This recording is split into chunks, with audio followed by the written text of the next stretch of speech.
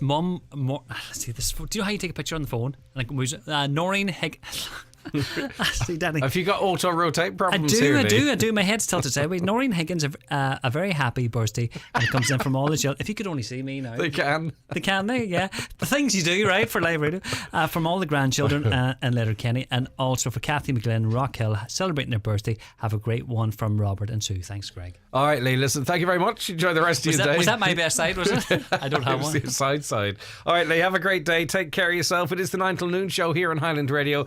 It's time for a news update, though, at the top of the hour, and it is good morning now to Michaela Clark. Thanks, Greg. Good morning. The Housing Minister has confirmed that the Mica Redress Scheme revised legislation is in the final stages. Minister Darragh O'Brien, in responding to Donegal Deputy Pearse Doherty in the Dáil yesterday, said he intends to bring the revised legislation to government shortly. Minister O'Brien said his aim is to pass the legislation before the Dáil's summer recess. What I'm interested in is helping people get their homes fixed and their lives fixed. And the scheme that we will bring forward will be a substantial improvement on the scheme that was in place from January, February 2020. I expect the legislation to come to government very soon.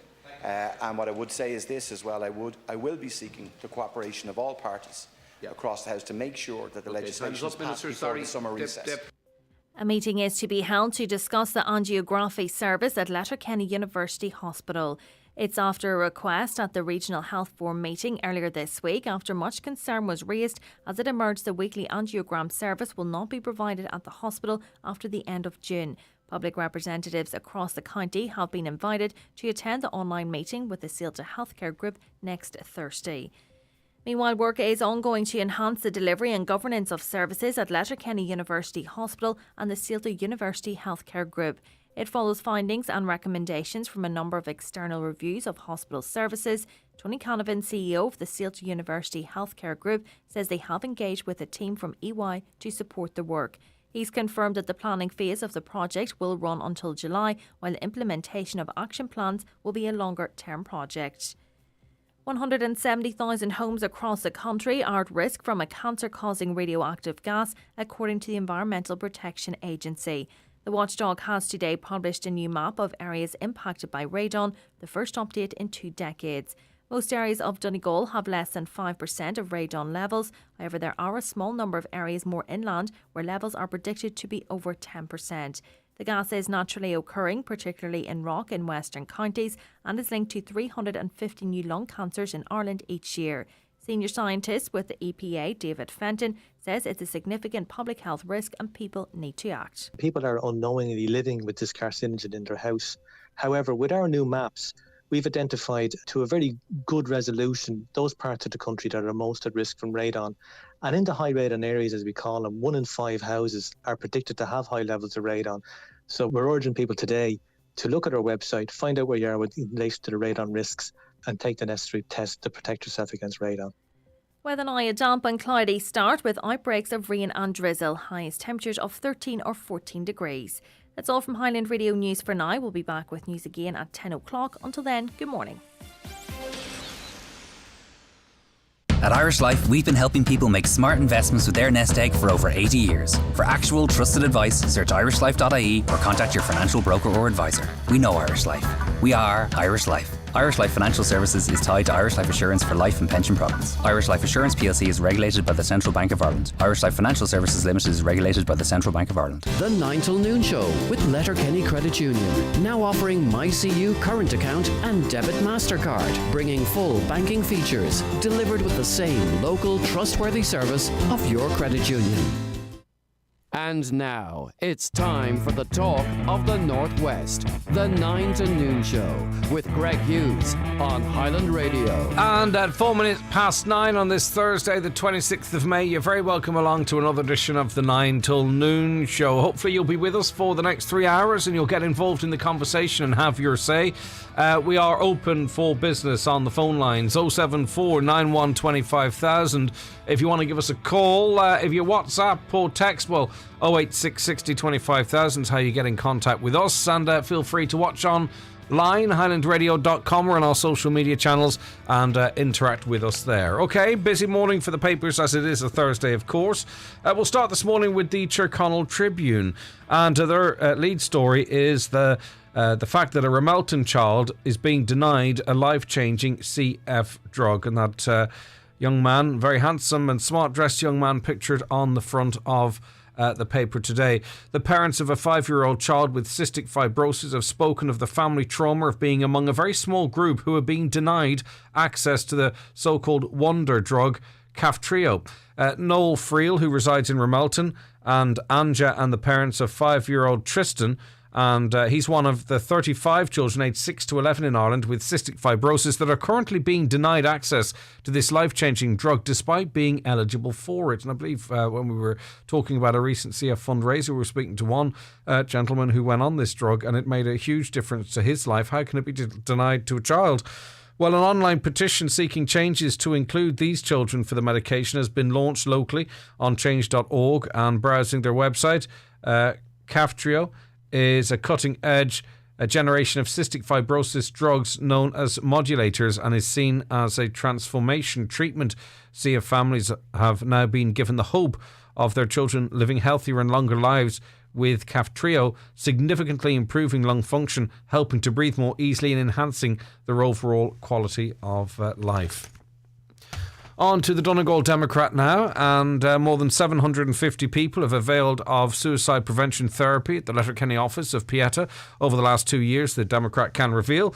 The service is also hiring a psychotherapist and experienced child and adolescent psychotherapist for the centre as the demand for its services continues to grow.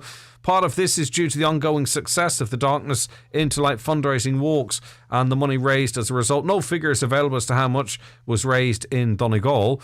All of the services provided by Pieta are free of charge and no medical referral is required. Their staff, it reads here, are fully qualified and provide a professional one-to-one therapeutic service for people who are self-harming, are experiencing suicidal ideation, or have been bereaved by suicide. The majority of its income comes from fundraising and donations, and Pieta could not do this life-saving work, we're told, without the help of its volunteers, supporters and its friends. So 750 people have availed of suicide prevention therapy. I'm not quite sure what that is, but a lot of people have availed of it here locally.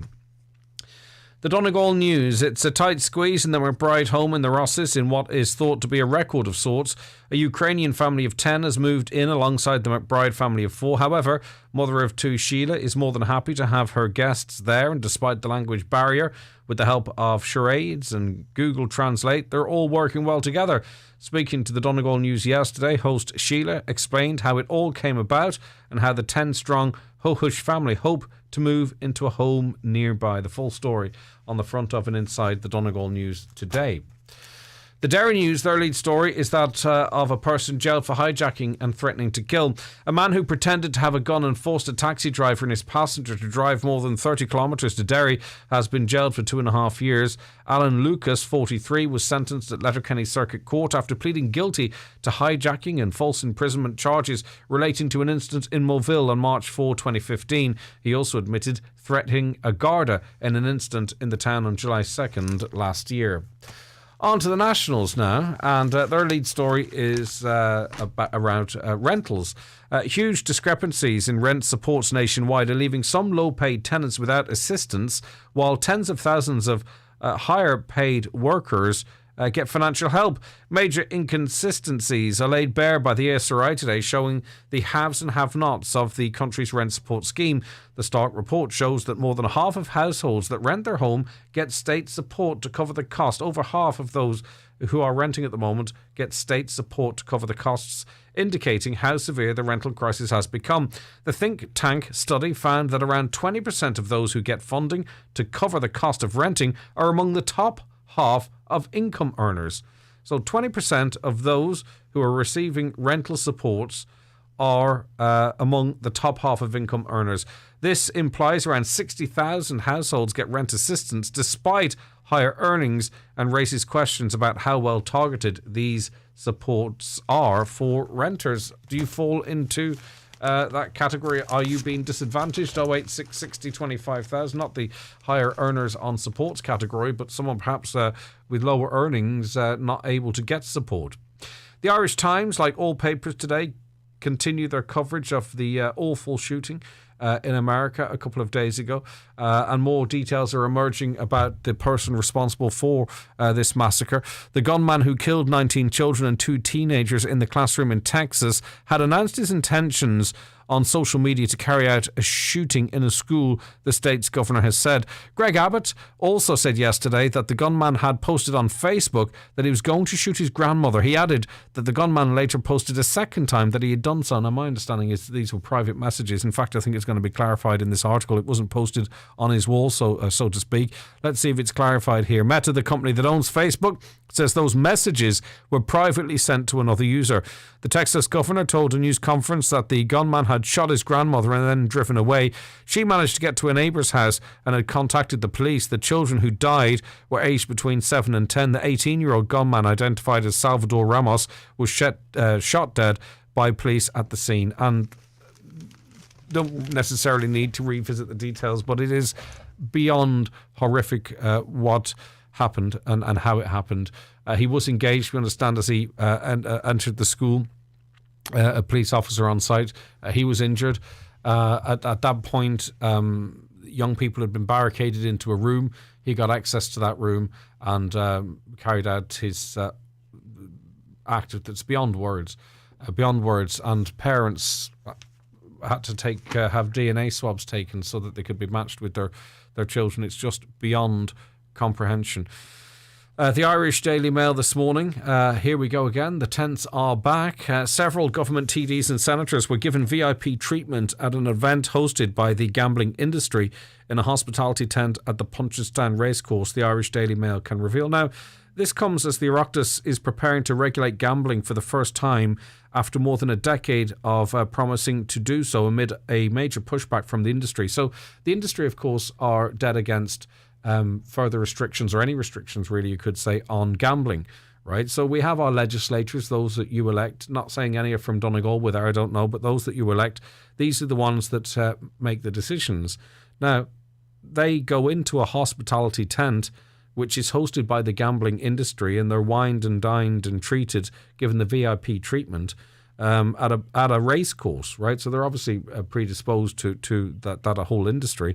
And then they're wined and dined, as I say, by the industry itself, which is effectively lobbying, whether it's formally or not, against these changes.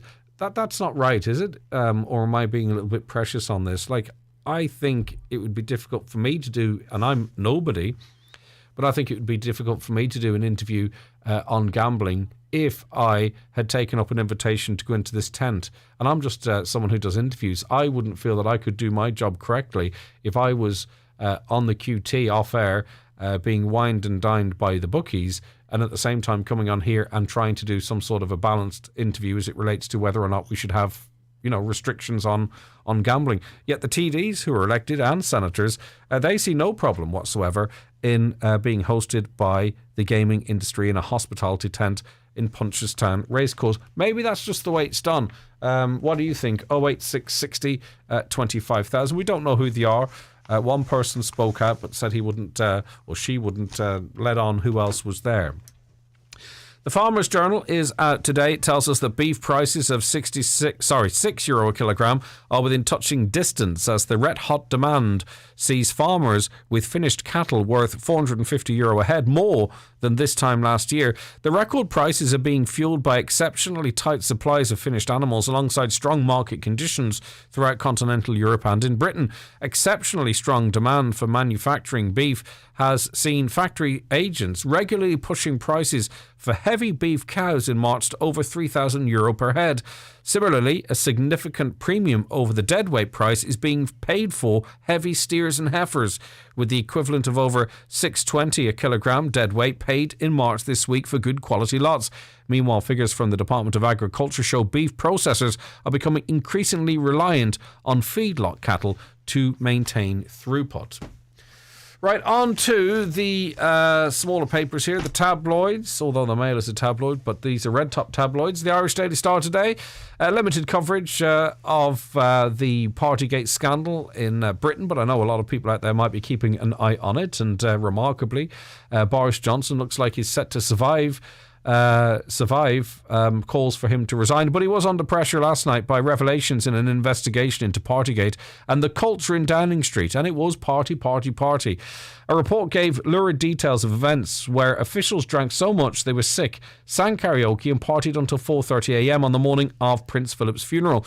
They abused security staff who tried to break things up, and cleaners were left to scrape wine off walls and clear up vomit. At the time, indoor socialising was banned even at work, and millions were unable to see friends and family. In one WhatsApp exchange with a special advisor, the then senior advisor to the PM, Martin Reynolds, boasted, "We seem to have gotten away with a bring your own booze garden party." Looking through some of the texts, those involved in them were not really having a conversation as to whether they should do it or not.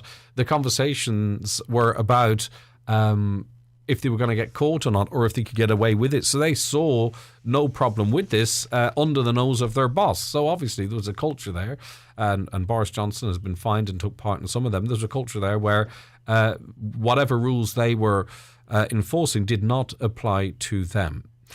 The Irish Sun, I think the coverage of what's happening in Ukraine, obviously there's been some big stories this week, but I think generally speaking, it's tailing off a little bit. There's just not quite as extensive coverage in the papers as there had been previously. But the Sun on page 10 has a story, and it took me to page 10 really to find something worth reading out.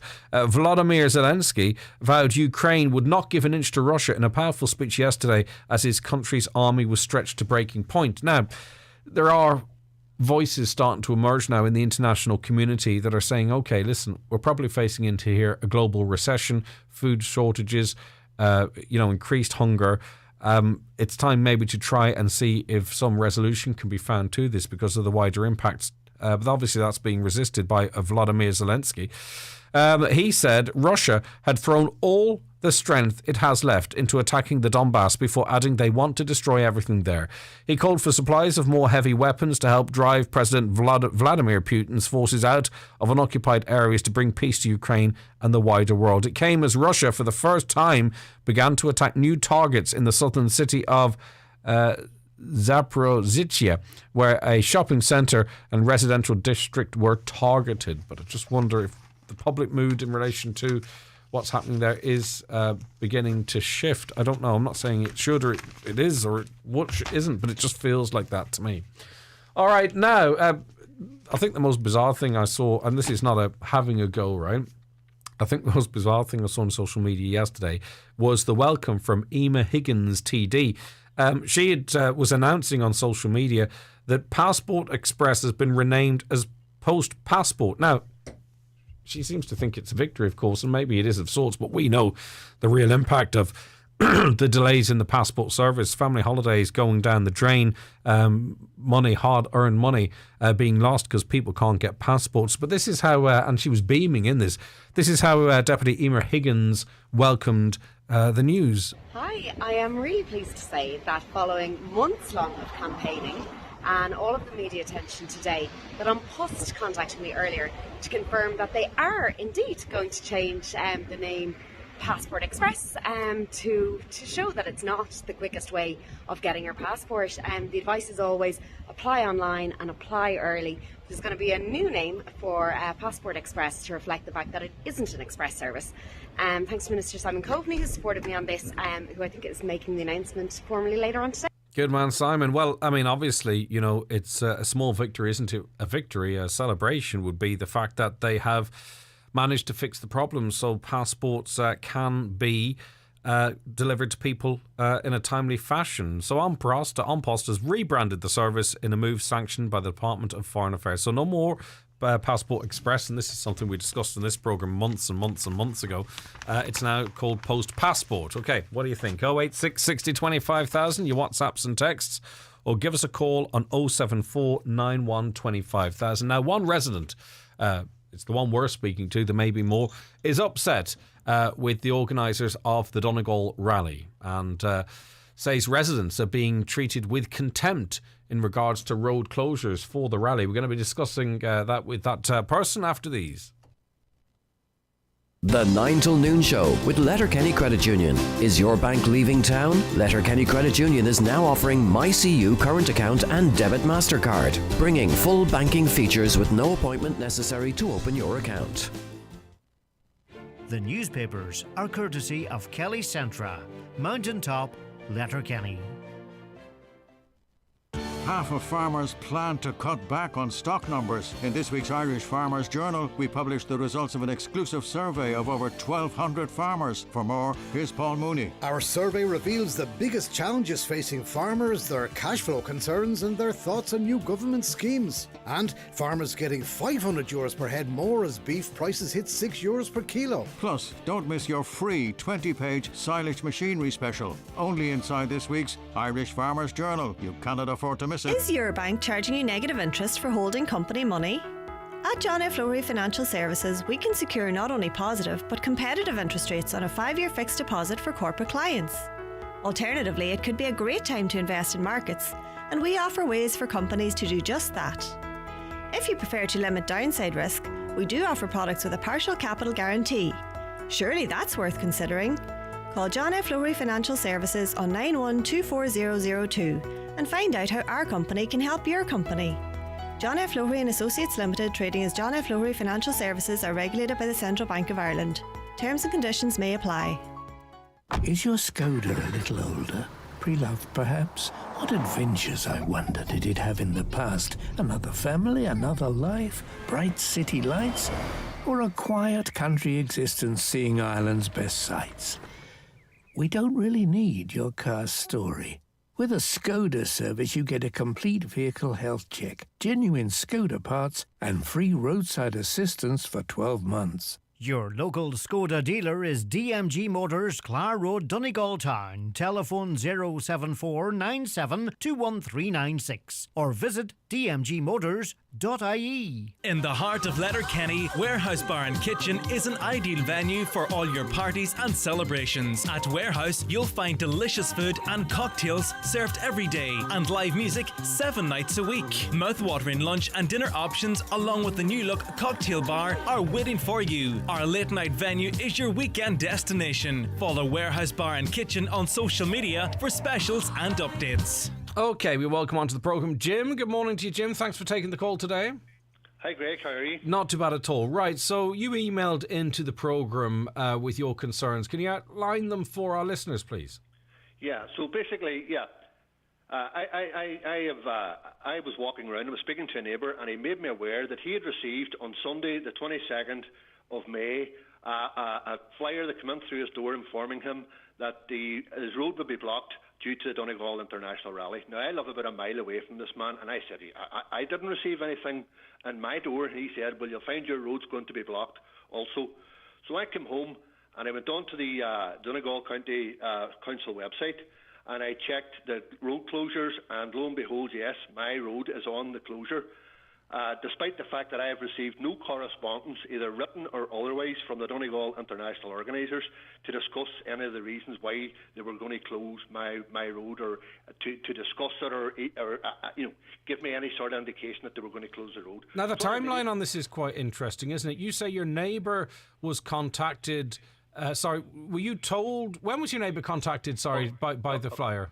Okay, now my neighbour. When I say my neighbour lives a mile up the road. He lives about a mile away from me, and he's on a different road from me. He believes he was at home on Sunday, but nevertheless, no one called at his door. But he did find a flyer that was pushed through his letterbox from the Donegal International Rally. That was Sunday, May 22nd. That was Sunday, May 22nd. That's right. Correct. In relation to your contact with Donegal County Council, when did they tell you that if you had an objection to these planned road closures, when was the cut-off time for you to lodge an objection? Okay, so when I was made aware by my friend and neighbour on Tuesday the 24th, I contacted Donegal Council straight away, and I said, look, I've got an objection here to make, because no one has consulted or spoke to me about a road closure. The Donegal County Council told me that May 18th was the deadline for objections, and that they had planned to go ahead and authorise the road closure. Now, they didn't give me any explanation or any due diligence that they employed before arriving at that decision to ensure that the rights of the residents were protected. So for me, they did explain to me that as part of their process, that they place an advert into a couple of local newspapers. I don't know if I can name them or not. Yeah, go ahead. Doesn't matter. Irish Times and the Donegal Daily. And they see that as a reasonable way of trying to notify the public. And my concern is if I'm applying for planning permission, there's a requirement for me, yes, to put a notification in a local paper, but there's also a requirement for me to place a sign close to where the planning application is being made, and it must be visible from a public road, informing anyone in the area. Now, just on that point, though, if you were seeking planning permission, you'd be building a house, opening a road onto a main road, and it would be there forevermore. This is a closure for 8.5 odd hours, or 7.5 hours, I believe it is. Do you think it would be realistic to get agreement and consult everyone and have signage that everyone would be happy with for a closure for 7 hours? Just playing devil's advocate here, Jim. Yeah, I understand. No, yeah, and I understand. And everyone's got rights. Everyone's entitled to rights. And at the end of the day, the people. I believe that in a modern rights-based society, people have the right to partake in sport. They've got the right to attend events, but they've also got the freedom of movement. They've got the rights of freedom of movement, and these are very important as part of a modern rights-based society. But when someone else's actions or activities infringe upon the rights of others, there has to be some sort of consultation process or agreement to ensure that the rights of everyone, are protected. So at the end of the day, I think it's unreasonable. Personally, I think it's unreasonable for me to be locked in my house. I'll explain. My road is on the greening stage of the rally. So my road isn't actually being used for the rally, but the rally will go around my road. So my road will be blocked at each end of my road, which leaves me a space of about 150 metres that I can walk up and down, because the process that the organisers of the rally historically have employed is that they block the roads with cars. They abandon these cars, blocking complete access to leading on to the rally stage. In the case of an emergency, what steps are taken by these organisers in order to protect my safety? If I need an emergency services, because these cars remain abandoned, it's difficult to know who owns these cars, to contact them, to move the cars. So, now, I mean, obviously, the rally hasn't been held properly for a while. Are we sure that the rally is scheduled to go past your house, Jim? Is it possible you weren't notified because the road closure does not apply to you? Well, no. The road closure. My road is notified in the Donegal County Council website, right, okay, that my road will be closed. Okay, so as far as the council is aware, then that you are actually going to be affected by these road closures. That's correct. So yeah, and I contacted the Donegal County Council. I have also sent an email to the Donegal County Council. I've also sent an email to the clerk of the course of the Donegal International Rally and the secretary of Donegal International. I sent that on Tuesday afternoon, and even at this point in time, no one. I received acknowledgement from the Donegal County Council that the email has been received. I've received no correspondence at all whatsoever from the Donegal International Committee. Now, is this about the rally or is it about the process? Do you think if there had been consultation, if you had been notified, that maybe you do you feel you've been mistreated, or would you be objecting to this even if there had been consultation and notification that would satisfy you, Jim? For me, it's a total contempt and disregard that the rally organisers have shown to the residents. Prior to the rally, It doesn't take a lot of effort to go around and knock on doors, because they're obviously going down all the route of the rally, the people affected on the route of the rally, putting in flyers and discussing it with people. But on this occasion, they've totally disregarded the road that I live on. It affects several neighbours on this road, so no one has been in contact with us. Whether it's an oversight, I don't know, but nevertheless, I've highlighted this to them in an email on Tuesday, and as of this point in time, no one has responded to that email. What do you think, and it's completely anecdotal, what do you think the general mood or opinion of residents is to road closures and the rally going past their homes? Well, and my experience and the people that I speak to, people are not in favour of the road closures or the length of the road closures. And I'll give you an example. My wife, she's a cook in a school canteen, so she leaves work at 6:25 in the morning, and she goes to her work and she finishes at 2:30 in the afternoon. So under these road closures, my wife would be expected to sit at the side of the road from 2:30 until 6 o'clock until the road is opened again. And I just do not think that, and today, in this day and age, is an acceptable way to treat people. You know, you've got to have the right to exit and access your house. Now, and there may be some sort of compromise that can be made, but if there's no consultation process, how can anyone arrive at any agreement or work through these difficulties? All right, Jim, listen, strong points well made. Thank you very much for that. That's Jim Clark there from Drumbarnet. He says that the road closure affecting him has been notified to the council. He's unhappy that people that there was no consultation. Right, well, let's get the rally perspective from this. Eamon McGee is clerk of the course of the Donegal International Rally. He joins us now. Part of the job, Eamon, I suppose, dealing with these complaints and issues and queries that will come up from the members of the public. Good morning, Greg. Yeah, we do. I was just listening to Jim there on just first and foremost, Jim says that he is blocked and Jim has access. Jim's road is not blocked in. Mm-hmm. Now he's going by obviously information he was given to by Donegal County Council. Yeah, probably would be, and the reason being that we're at a location, what we would call a location above on his road. So we take in 100 meters back from that to block, to block that on the road closure. But that doesn't necessarily say that the whole road is closed. His road, there's maybe 100 meters of it, maybe further away from, near the junction where we would be passing. But so in other words, if he has somewhere to go on the day between the times of the announced road closures, he will be able to travel. He'll be able to travel. In other words, there's no point in being able to travel half a mile up the road one way, half a mile up the other way. If he's stopped off at T-junctions or corners, he'll have free movement. He'll have free movement. He has free movement on. He can, when he exits his house, if he goes left, he has free movement out into Calais or into the Calais Road or anywhere else he wants. Okay. Did you get his email, Eamon? I personally didn't get an email from him because he probably doesn't have my. But probably my secretary has got it, or the international secretary has got it now. But we got that from the council. Yesterday we checked that out, and he's not affected. Like I'm just saying, a lot of this could have been resolved. His upset and the controversy. I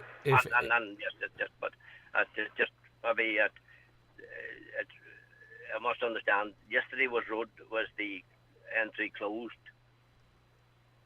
for the international, and we have a significant and probably. There were a lot of emails, but no doubt we will reply back to them. Yeah, indeed, even maybe for future, just have a separate email for concerned residents rather than the same email for email for entrance. Yeah, but it's a Donegal, a secretary at Donegal.ie. Understood. That's so it's just. Are you satisfied that everyone who is going to actually be affected by road closures did receive a flyer? Again, we would have been out. We have people out there, and they go to every door. They knock on the door. Obviously, sometimes they don't get answered to, but they just leave the notice and their phone numbers on the notice for them to call, and we will correspond with them, whatever queries or whatever they have. So as he said, this neighbour got the thing. Now, obviously, the whole information is on that, so they have a point of contact. So obviously, they know that we have been around them. We have been around, and we've talked to. We were around them people, and we had very little concern on the Greenland stage or any other stage as well. Yeah. Okay. Again, a caller says, Greg, I think there may be a problem communication-wise, like an overload of emails, but rest assured he and his family will not be left stranded. This is not how the rally works or organises itself. Again, yeah, it seems to be like a bit of a communications breakdown here. Yeah. Again, Greg, I would like to point out, people say about medical cover and that, but on them, if you have an email, we have ambulances and doctors, everything on the stages. So, and it happened in the past where residents did get sick, and we were able to we get the phone call.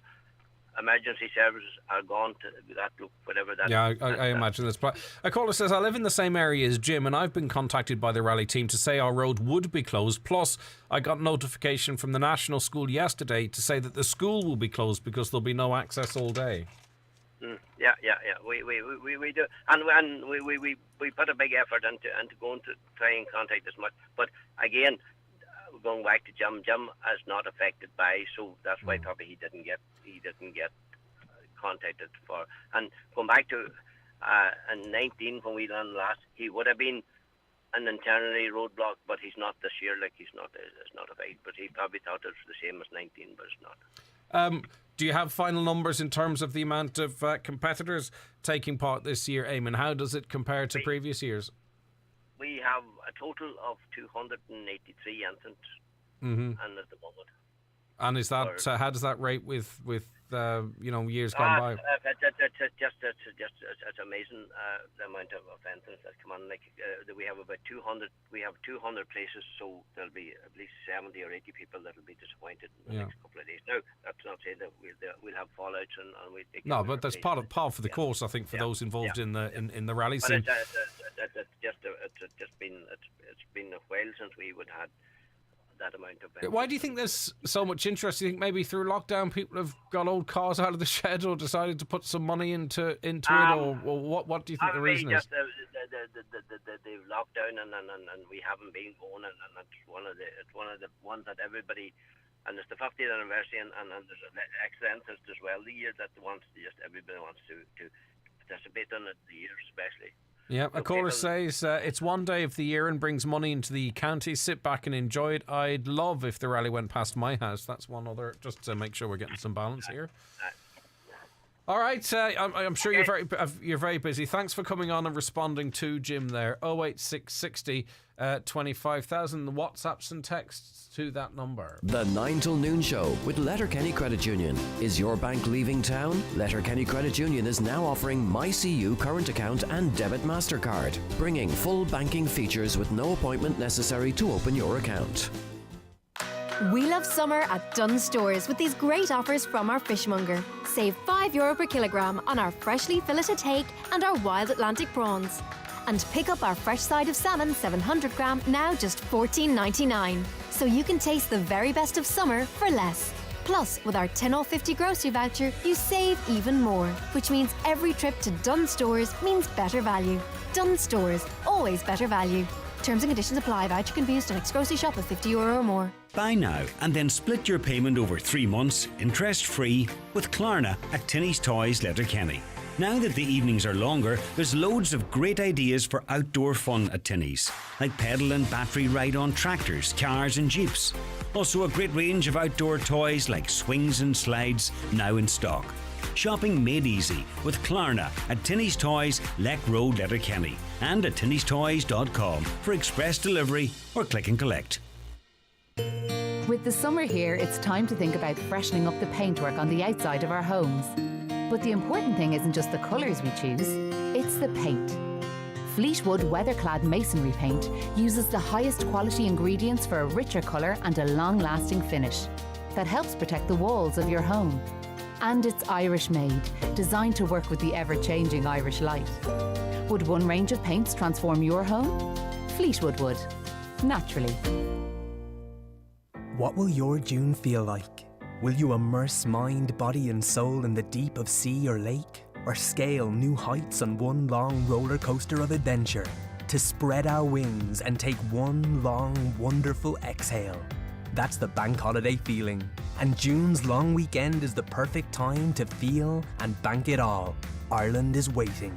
Start planning at discoverireland.ie to make the most of your June bank holiday. And keep discovering. Brought to you by Fáilte Ireland. Now, the Minister for Social Protection, Deputy Heather Humphreys, has announced a new grant of up to €500 towards the cost of a hairpiece, wig or hair replacement for people who suffer hair loss due to illness. The new grant is expected to support around 2,000 women or men during the first year of its introduction. And Paddy Pender is a spokesperson for Alopecia Ireland and joins us now. Paddy, thank you very much for joining us. Thanks for letting me on the show. No, it's good to have you with us. Before this was announced, were there any supports for people? There were no supports at all for alopecia just sufferers. We had some who were able to get support maybe through their medical card, but that seemed to be regional dependent. Certainly when I inquired about it, there was nothing at all in my region. But, there's been nothing at all. And the expense for a wig can be significant depending on the kind of hair piece you want looking for and the kind of hair you had originally as well. Yeah, and do we know, as you say, it varies greatly, but what would the average cost facing someone be? The average cost for a synthetic would be in a few €100, could be €300 to €400 for a good synthetic, or could even more than that. For a real hair, you're actually looking at a few €1,000. Oh. Now, one lady, her hair was long before it fell out, so her wig was about 3,000. Somebody else with shorter hair like mine would be much less. So it depends on the individual and their needs and wants as well. This could cover significantly or all of the costs, or if they have if they want could. to. Exactly. Okay. Is there any? There's no concern, is there, that this could drive up the costs? Once there's a bit of public money swilling around in the buying power. There's no. Would you have any concerns in that regard? I'd hope not. Wigs are going up in price. Brexit hasn't helped us either. So, the cost has been going up over the years anyway. But hopefully not. Hopefully the wigs will not start at 500 from now on. Now, obviously, I'm hoping that the suppliers will. Okay, Paddy, I beg your pardon. There's a slight delay on the line, but I'll just ask one more question if that's okay. Sure. Obviously, for some people, the use of a wig or a hairpiece might be short-term. For others, it'd be long-term. Is this sort of a one-off, a single access type of a scheme? No. Anybody who has alopecia will get the grant, one grant per year. So if your hair grows back and you don't need a wig piece after that, that's fine. Okay. Listen, you get the grant for the time that you have it, and then you can re-access it later on if you need it. Okay, right. So it's been welcomed. Thank you very much indeed. Thanks, that was Paddy Pender of Alopecia Ireland welcoming that announcement. The grant will be available to people and their dependent spouse, civil partner or cohabitant who satisfy the medical requirements and the PRSI conditions of the department's treatment benefit scheme. Employees paying PRSI contributions under classes A, E, P and H, as well as self-employed who are insured under class S, may qualify for the grant. Is that good news? 08660 25,000. I'm sure it is. Anything that helps. Right, following on from our conversation as it relates to the rally, a few questions. The rally is only of interest to a few, yet the rest of us are inconvenienced. Even deaths don't stop this polluting sport. Another, we had the same issue. They said they had given us the flyers, which have all the emergency numbers on it. They assume everyone reads the local papers. Another caller says, the rally went past our house for years. We never had a problem. A number of residents to contact in case of emergencies or if you need access to your house outside the hours. We found them very facilitating. Unfortunately, it looks like your road has been accidentally missed. Another, the notice in the paper is all that that's needed legally. The letter in the door is just the club being courteous. Okay. Tell Jim it's once a year. He's just being a spoil sport.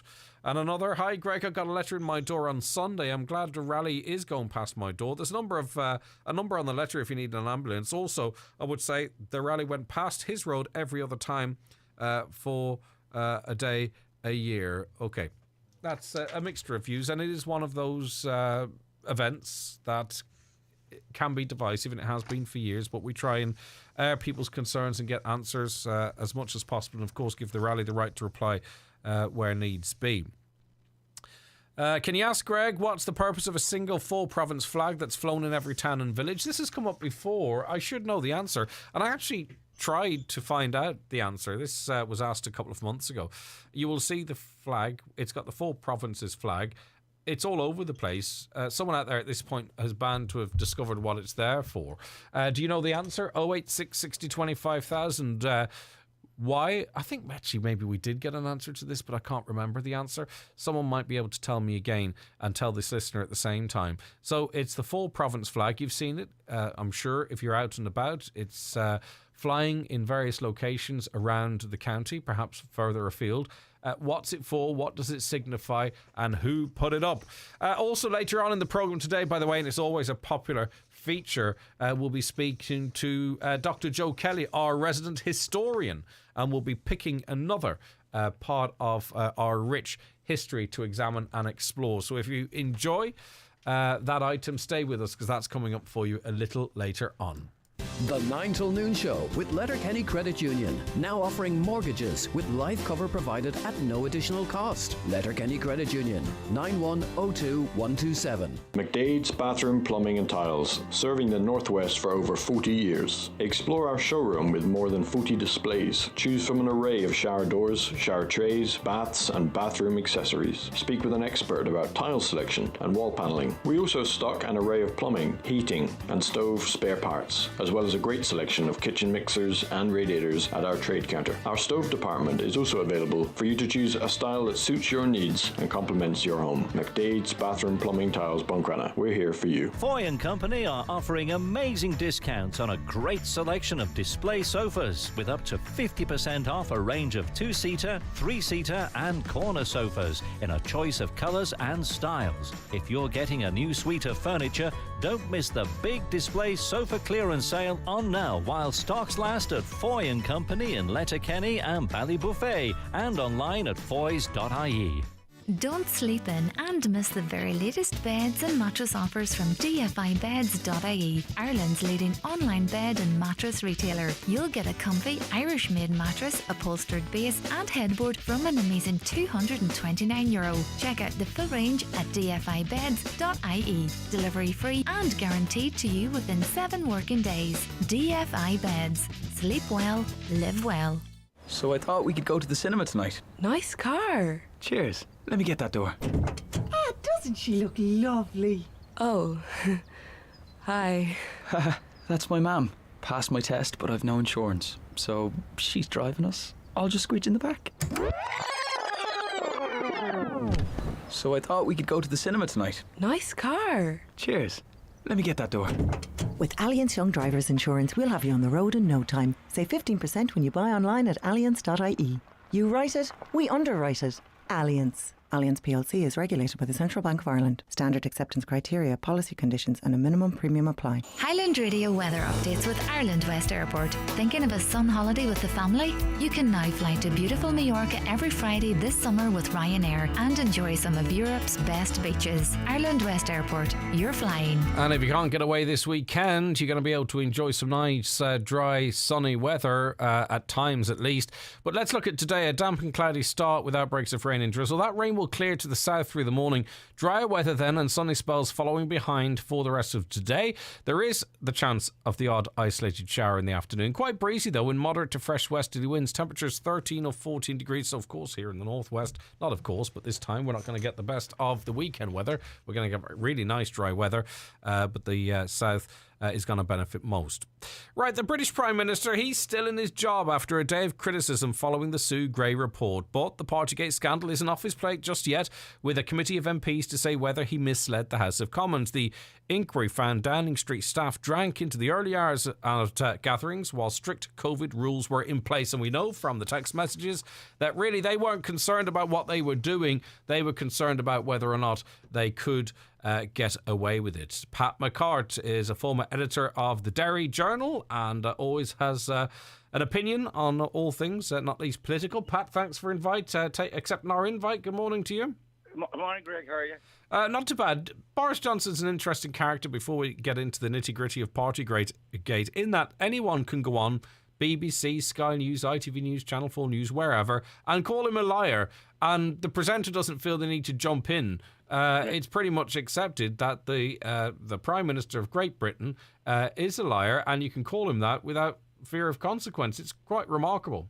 Years ago, without question, Greg, people like you would have been absolutely screaming internally if somebody had to use the word liar on air. But as you say, now it's come to use that term a pretty pass when the Prime Minister of Britain can be described as a liar, because he is, and everyone accepts it. It shows sort of the derogation or the derogatory nature of now the politics that a man who is considered a liar can stay in office, and everybody thinks it's a bit of a joke. Are you surprised or not surprised, given that it's Boris Johnson, that he seems like he's going to get away with this? Because, if anyone's walked past Downing Street, it's a small enough area. There obviously was a culture in there that you could do whatever you like, no matter what the rest of the country was being told to do. People couldn't go to funerals and that type of thing. But clearly within those confines, under their boss's nose, there was a sense that you could do whatever you like. And if he happened to pass in the corridor, he might step in, have a quick glass of wine and share a toast. Yeah. But look before we even start there, Greg, two things. He said, first of all, in the campaign to get himself elected, that they would give $350 million a week to the health board, the health service, not to the EU. That was a downright lie. But he won an election on that. And then later on, he goes on and signs what he called an oven-ready deal with the EU to win the 2019 election. And he gets 83-seat majority. And he turns around later and says, by the way, I signed the EU, but I had no intention to keep that deal. And they now look like they're going to break an international agreement that they signed just, 2-3 years ago. So there's a sort of a history here. But getting back to Partygate, right, I think the main one, there was on June 18th, 25 people, were at that one. And apparently it was described as pizza. I've written it down here. Pizza, Prosecco, and a karaoke machine was brought in. On April the 16th, the day before Prince Philip's funeral, I think it went on. There was a party that went on to 4:20 a.m.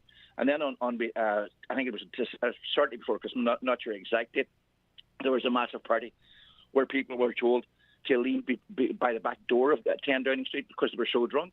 Now, this is at a time when other people were sticking by the rules, and the very people who were making the rules were flaunting them and almost in public view, as much as say these rules are only for the little people. Now, if you can get away with that, Greg, you can get away with anything. And he can, because obviously his handling of the Hillsborough disaster, incredibly controversial. You mentioned the Brexit situation. Don't forget Wallpaper Gate. That's in there as well. Was it £1,000 a roll? Or was it something like that there. Yeah. His extramarital activities, the stuff he said historically in the papers and about certain people, certain races and what have you. Then we see what he's doing in terms of the protocol, which is Brexit, and the threat to break international treaties. And so the list is absolutely endless. So the reason he can get away with it, right, and probably would still do quite well in an election, is this an absence of a politician that can step up and lead people and lead them against Boris Johnson or as an alternative? Like, it surely is the easiest time ever to oust a PM, but no one seems to have the traction or the ability to do it. Yeah, well, the old one about Keir Starmer, he does come across as wooden, as ineffective, And like he's about I suppose in a way he is as effective as a sort of an ashtray on a motorbike, because he hasn't laid a glove on Boris Johnson at all. And see, even at the dispatch box, he's reading his speeches. He wasn't like some of the leaders in the past who parried when there was a debate.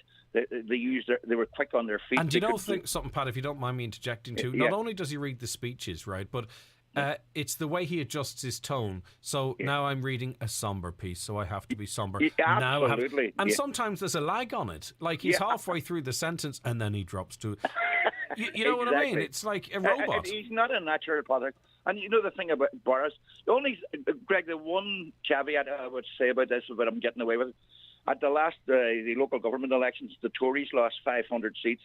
But I think you actually might put your finger on it much better than I have in a sense.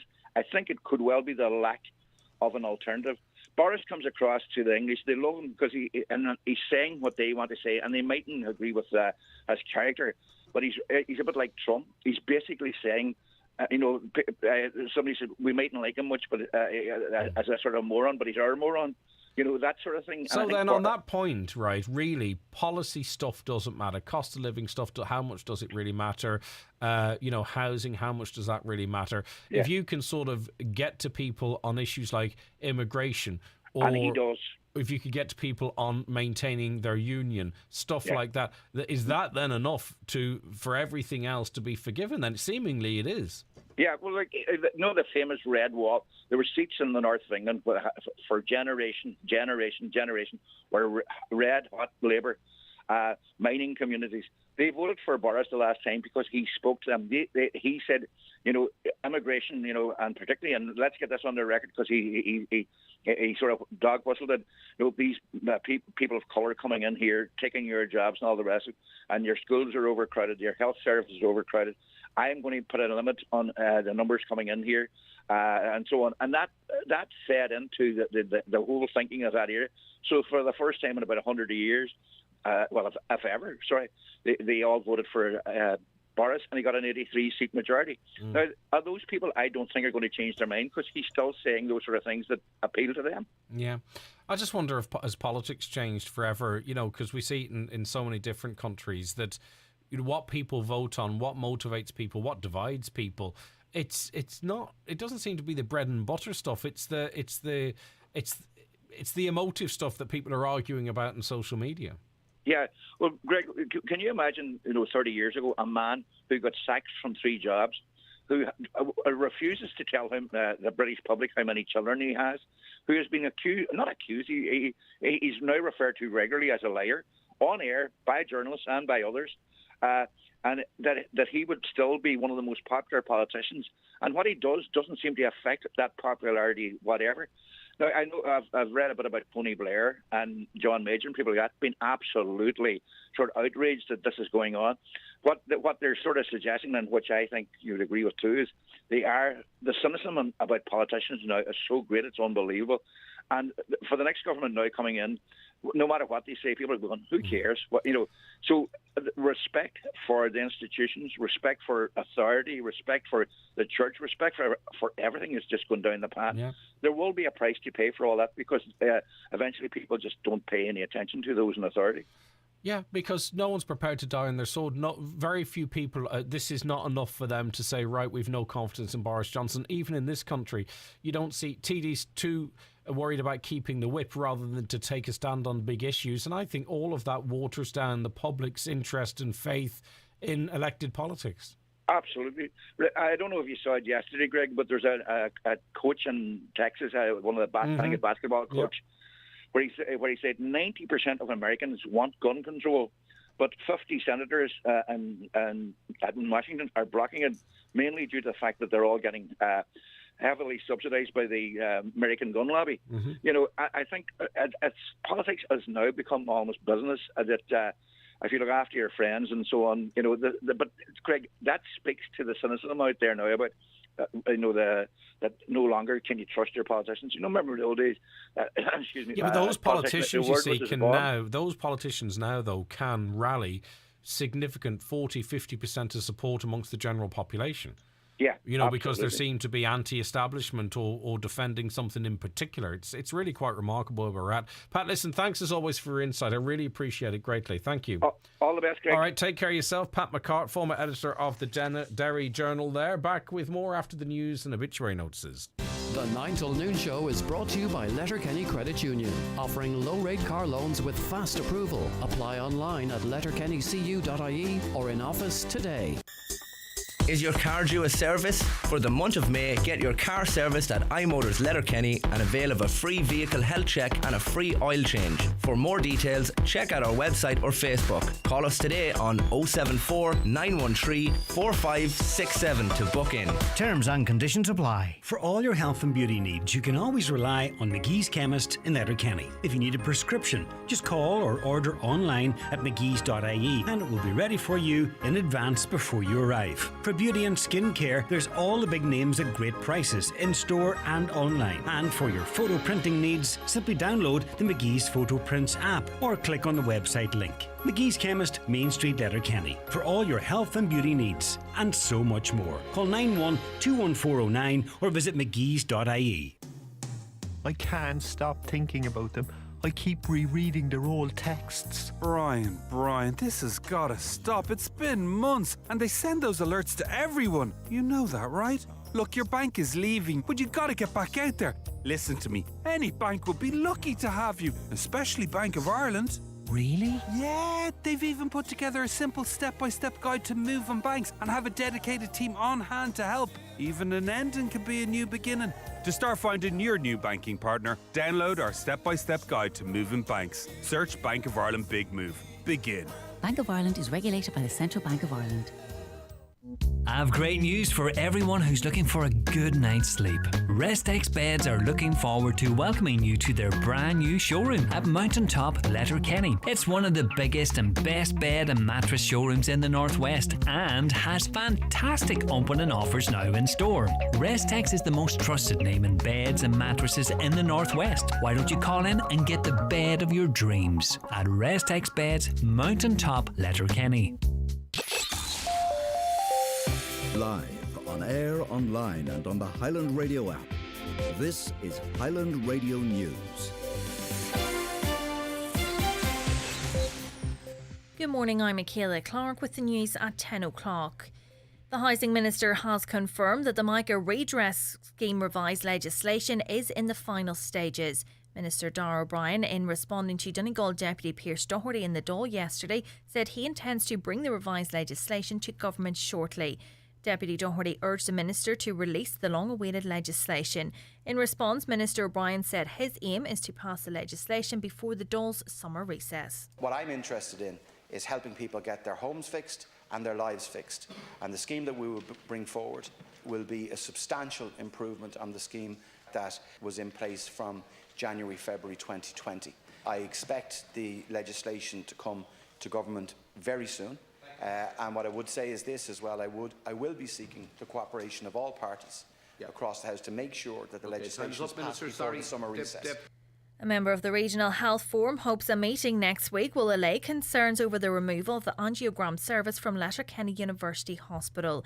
The Célta Healthcare Group has agreed to meet members of the Regional Health Forum and Oireachtas members to discuss the critical service. Councillor Kieran Brogan a number of weeks ago called for such a meeting to be held to seek clarity on the future of the angiogram service. He says people deserve to know what is happening. What I've been highlighting all along is why the secrecy around this conversation, why not have the meeting and why not explain to the general public, because no matter whatever the situation is, I think it's important that people come out and come clean and that people know exactly what's happening. So a review team has been reviewing the situation, have visited Letterkenny and have visited the facilities in Letterkenny. Hopefully this is something that we can now get finally resolved and a positive development.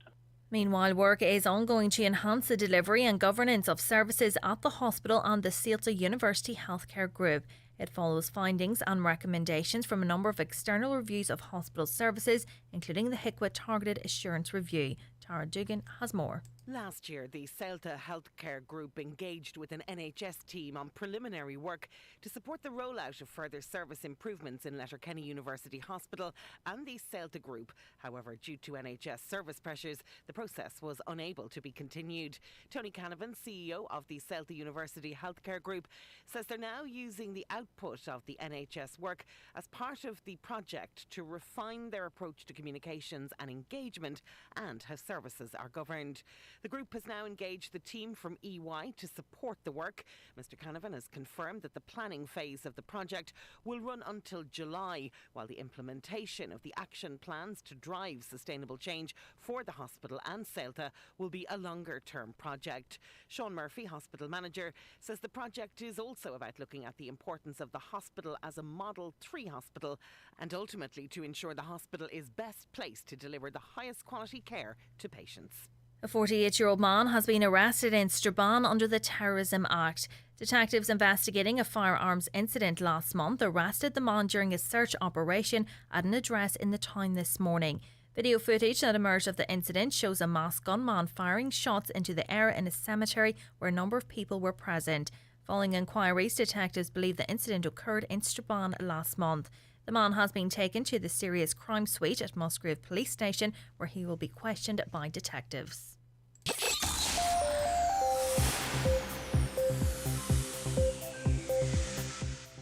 Weather now, the rain will clear through this morning with drier weather and sunny spells following. Highest temperatures today of 13 or 14 degrees. That's all from Highland Radio News for now. We'll be back with an update again at 11 o'clock. Until then, good morning.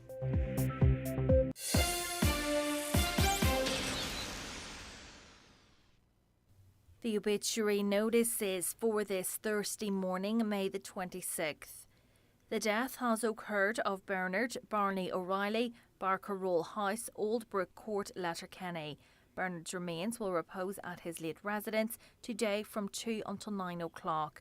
Funeral from there tomorrow for Requiem Mass at 1 o'clock in St Junan's Cathedral, Letterkenny, followed by interment in New Lex Cemetery. Funeral Mass can be viewed live on churchservices.tv. House private on the morning of the funeral, please. Family flowers only, donations if desired to the Donegal Hospice, care of any family member or Comacdade funeral director.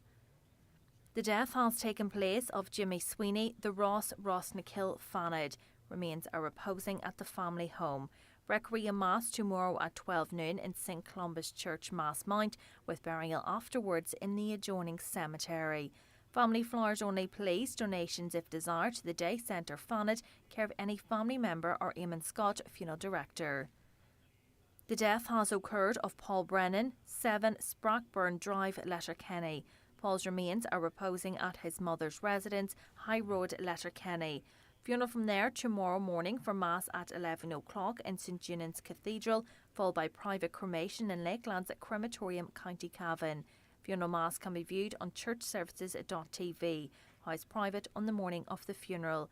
Family flowers only, donations if desired to the Rainbow Project Dairy, care of any family member. The death has taken place of Frances McGinley, Moyle Hill, Milford. Remains are reposing at her home. Rosary tonight at 9 o'clock. Requiem Mass tomorrow morning at 11 o'clock in St Peter's Church, Milford, with burial afterwards in Tully Cemetery. Family time from 11 o'clock tonight and before the funeral tomorrow. Funeral Mass can be viewed live on churchservices.tv. Family flowers only, donations if desired to the Donegal Hospice, care of any family member. The death has occurred of Pádraig Bonar, Belcrich, Kincashla. His remains are reposing at his late residence. House private to family and close friends only, please. Funeral Mass tomorrow at 12 noon in St Mary's Church, Kincashla, with interment afterwards in Belcrich Cemetery. And the death has occurred of Bridie Barr, née Brennan, Avondale House, Burnfoot, and formerly Dunree. Bridie's remains are reposing at her home. Removal this afternoon at 1:15 to St Mary's Church, Fawn, for Requiem Mass at 2 o'clock, followed by interment in the adjoining cemetery. Requiem Mass can be viewed on churchservices.tv. Family time, please, until 12 noon. Family flowers only, please. Donations in lieu if desired to Buncrana Community Hospital Patients Comfort Fund, care of any family member or Murphy Funeral Directors. For more details, including any family health guidelines for wakes and funerals, please go to highlandradio.com.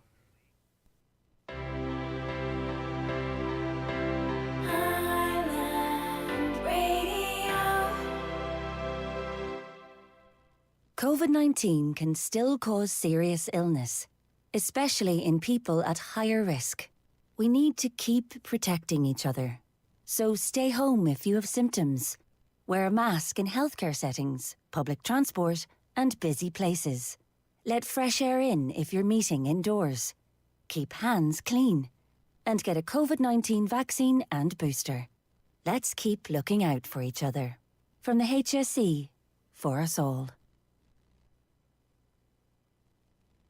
Okay, you're welcome back to the 9 till noon show here on Highland Radio. Right, suspending children's allowance for 16, 17-year-olds for July and August. Most people depend on this payment to clothe and feed their children. Are the government hell-bent on making people's lives a misery? I wonder.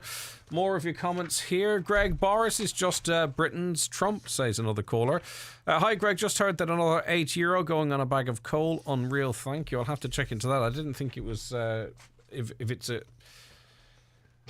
the cost because of its production or whether it's a carbon tax. I presume it must be the former. A caller says, I go to a couple on the road up past Galdonna and also have received a letter to say the road will be closed because of the rally. I need access to the house to do a home call at 1 p.m. What's going to happen there? I call to cook for this couple who live on their own. I don't know the answer to that question, unfortunately. I live in a coastal area in Donegal. The houses are being bought up to be used as holiday homes. The prices are skyrocketing, and as a result, local people are having to move away from home.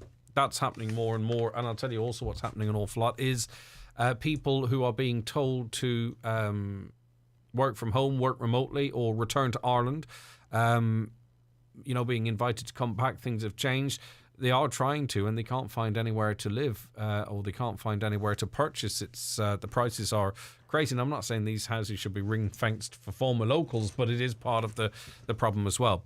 Good morning, Greg. I applied for my passport online on a Wednesday. Received my renewed passport the following Monday morning in the post. Great service, great show. Thank you for that text. It comes in quite regularly. A lot of people, if it's just a simple online renewal, they come through very quick. In fact, we've had people that put the renewal in on a Monday evening and got in on Wednesday morning. The turnaround time in that regard, very, very quick. But if you are, say, for instance, you've got a newborn or registering a passport for the first time with a child, or if it's in any way complicated, it's a different story. The waits are very, very long, though. They tell us 40% of application forms are not being filled out correctly.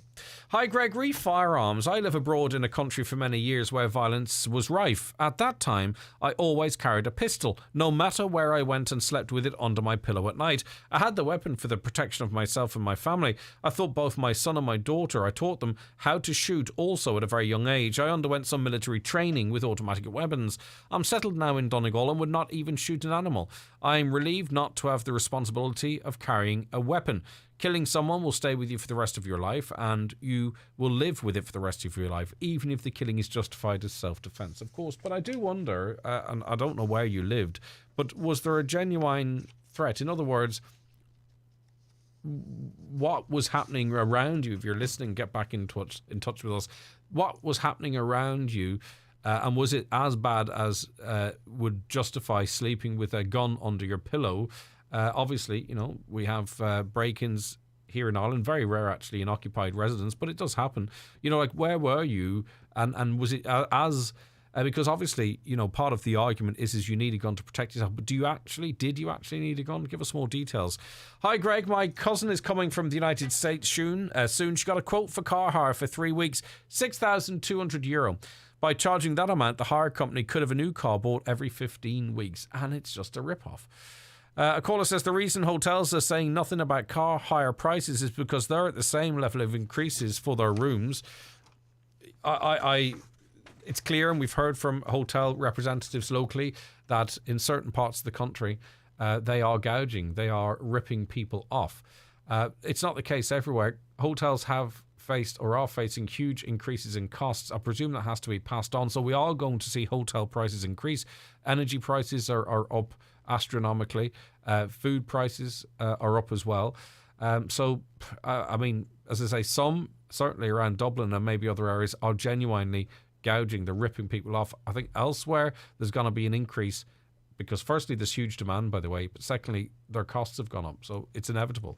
On the car hire rip-off, says this caller, this once again is a global problem. It is not. I hired a car for €140 last week, Gatwick, an inferior sized car, same days, same pickup, same drop-off times at Dublin Airport, €1,775. Look, we'll go on and it's not going to be hard to do it. We'll have a look at some of the prices for car hire in certain parts of Europe, see how we fare. We'll just pick a random date. What should we go? Friday to Sunday, is that? Or should we go for a week, Friday to Friday, and see what the prices are compared to here? We'll see what it's like in Britain, Scotland. Maybe pick a continental European country in the middle and maybe one in the south coast. It's always cheap down in Spain and Portugal. I'd be surprised if they are doing what we're doing here, as they're so reliant on the tourism industry. Good morning, guys. Car hire at Belfast International Airport. The average euro is £40 a day. Okay, now in certain parts of England it's really quite high, but that seems good value. Sunday World Online has an article about an American quoted €10,000 for 3 weeks car hire in Ireland in the summer. But listen, we don't have to go to the Sunday World. We spoke to someone yesterday who wanted to hire a car from Dublin Airport, the smallest little car. You can almost, like Fred Flintstone, pick it up and run with your feet out through the bottom of it. He only wanted it for 3 days, and it was £1,950. Okay, that was for 3 days. Someone who wanted to hire a tiny little car. All right, so that's what's going on. We will feel the knock-on effect of it because we don't have a reliable transport system here as an alternative for people. Okay, good luck if you're playing the bingo today. Here are the numbers. It's time for NCBI Bingo on Highland Radio. It's Thursday, the 26th of May. Jackpot Day. You're playing for the jackpot prize of €7,200 on the pink sheet. The reference number is S4. It's game number 21. The jackpot number is 38. This number can come out in any position from the next 10 numbers drawn. And now, here are your daily numbers. 53, 84, 47, 72, 69, 56, 61, 64, 45, and finally 42. Phone your claim to 9104833 before 8 tonight, leaving your name, contact number and the name of the shop where you purchased your book, and we'll call you back the next working day. Get all your NCBI Bingo information at highlandradio.com. The 9 till noon show is brought to you by Letterkenny Credit Union, offering low-rate car loans with fast approval. Apply online at letterkennycu.ie or in office today. AB Plant Exports Group are currently buying all types of excavators, loading shovels and backhoes for export from 3 tonne to 70 tonne. Contact AB Plant Exports Group today and you will receive the very best price across Ireland, north and south. For more information, contact AB Plant Exports Group on 0873 779966.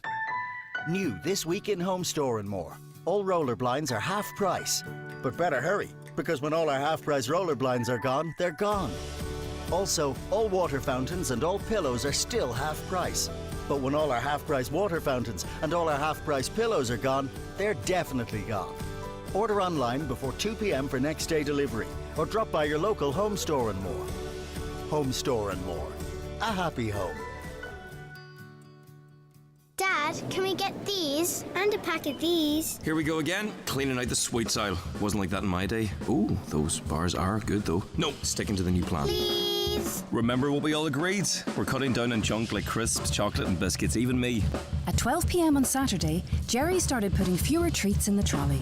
Let's go easy on the treats. Start with smaller ones less often to keep your family healthy. Find more ways to start at makeastart.ie. Brought to you by Safe Food, the HSE and Healthy Ireland. Weekend specials at Meehan's of Rafo. Slim straight and bootcut jeans from only $29.99. Diesel tops 2 for €40. There's tough stuff work trousers $29.99 or 2 for €55. Also men's shirts and polo shirts up to 6XL at Meehan's of Rafo. At Creaseless Supermarket, we offer daily specials at our deli with fresh and delicious food to go. Avail of our butcher's weekly specials or choose from a range of healthy options and pre-packed meals, plus many more offers in store. We're open 7 days for your convenience. Creaseless Supermarket, where quality and value is assured. Now, the Governor of the Central Bank, Gabriel Maclus, has been visiting Donegal, and he joins us on the programme now. Good morning to you. Thank you very much for joining us. Good morning, Greg. It's great to speak to you. Before we get down to your visit and what happened and what can come from it, we read this morning that the head of the World Bank, he's warned that the events happening around the world could cause a global recession, obviously with the food prices, energy, fertilizer going up. Do you share those concerns? Well, certainly we're living in a time of great concern. Having started to come out of the pandemic, we've then had this Russian invasion and war in Ukraine. So these are particularly turbulent and uncertain times. On the other hand, I think what he was saying is there are risks as opposed to it's going to happen. That's the way I interpret it anyway. And I think in Ireland, we're certainly... I think what he said, sorry, not to contradict you, he actually said that he doesn't see how we can avoid it. Well, I think in Ireland, the situation is different to what there might... That's not to underplay the significance of what's going on across Europe in particular. But we are in a better position than many other countries, even though we are going to be affected by and are being affected by the inflation in one thing which you mentioned. But at the moment, I wouldn't. I think there'd be a risk for us to start to conclude that we here are going to go into recession. I mean, a lot is uncertain. What will happen to the war is uncertain. What's going to happen to the pandemic, which is still going on in China and is affecting supply chains, that is uncertain. But I would just be cautious about concluding that everything is bad. Mm-hmm. Do you? I mean, you would obviously now be in agreement that we are going to see interest rates rise for mortgage holders. I think in Europe that is very likely. Now, when that will happen, what pace it'll happen, I mean, that's to be decided, and ultimately it'll depend on what individual mortgage lenders decide to do. But certainly at the ECB, we set interest rates for the whole of the euro area at the ECB. I think the signs are that the last sort of decade of very low rates that we've had are probably now behind us, and we're going to see a change and an increase. Earlier in the year, those who gamble on this type of stuff did so with interest rate increases in mind from June and February. I think you said that that was unlikely to happen. Has your view changed? Well, I mean, I think what we have seen since December is a move towards the normal, what I call the normalization of monetary policy. We've got negative interest rates in the euro area, which is sort of, although we've had them for some time, it is still very unusual and it's not normal. And we've slowly seen a move to normalizing. What I said back in February was that interest rate rises in June were unlikely. I still think interest rate rises in June are unlikely. On the other hand, I think interest rate rises in July may be more likely. On the other hand, it will be moving from negative to still negative, or perhaps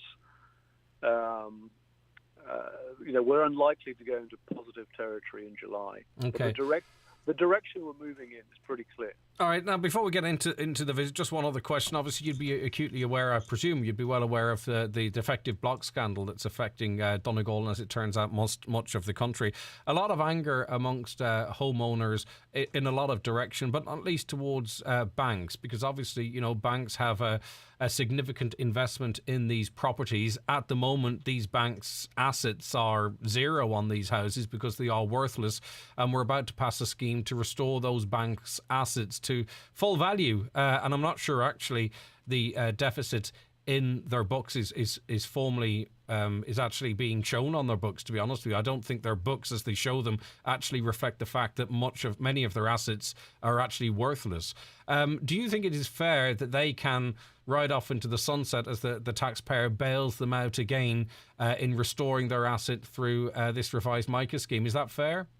I'm not sure that it would be right to describe the banks being bailed and riding off into the sunset. I mean, the reality is that there's been, homeowners have suffered losses, and the government has decided to I can't comment on precisely what the government's decided to do, but the losses that the banks have incurred actually have been reflected. And that's the way that the system ultimately works. The important focus is how to compensate individual homeowners. So their loan books would reflect the value of the properties currently. Yeah. Okay. Right. Okay. Talk to me about this visit to Donegal. What is the benefit to you, do you think, besides the obvious, Gabrielle, of going out into the country, meeting businesses on the ground? Talk to us about what you've been doing and what's come from it. Well, I think it's important that the central bank, because part of our job is to understand the economy and then make decisions based on that. And in my view, one of the ways to understand the economy is to actually go out and talk to people who are operating in the actual real economy. We can't afford to just sit in our office in Dublin and look at all the data and come to conclusions alone. We've got to do that. But actually, one of the reasons I came out here, and before the pandemic started, I had started traveling around the country. But the main reason I came to Donegal was to talk to business owners, business leaders, people operating on the front line, to better inform myself of what was happening, so that ultimately, when I and my team start to make decisions on particular issues, we're just doing it from a much better informed position. Can you give us an example of, say, for instance, businesses might have said to you, the rising cost of doing business, maybe problems with labour, maybe supports for new startups or whatever. There's going to be a home gambit in there. What decisions does the central bank make, as an example, that kind of it would be influenced by that kind of information? Well, every quarter we publish, just as an example, a forecast for the economy. We forecast growth, we forecast employment, we forecast, all the obvious things. That then informs us on how, what's going to impact on the financial system itself. And ultimately, as an example, let me give you an example. Actually, let me give you an example which isn't happening, but it'll help to answer your question. Imagine if we forecast that there's a huge recession coming, lots of unemployment coming.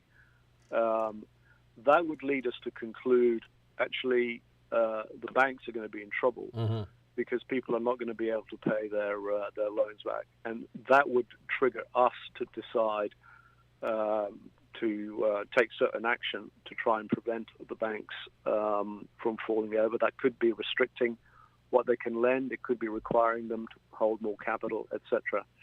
So that's just a little example.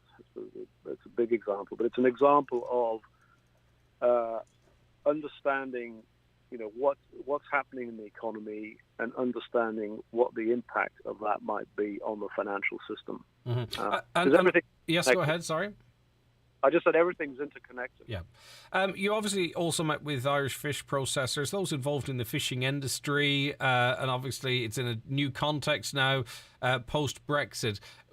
Was there a specific reason to, or was it just to sort of engage with people working in that sector? No, it was to broaden my knowledge, and clearly coming to Donegal, fishing is a very important part of the local economy. So it made a lot of sense, and I enjoy. I went to Killybegs, and I enjoyed talking to the people there.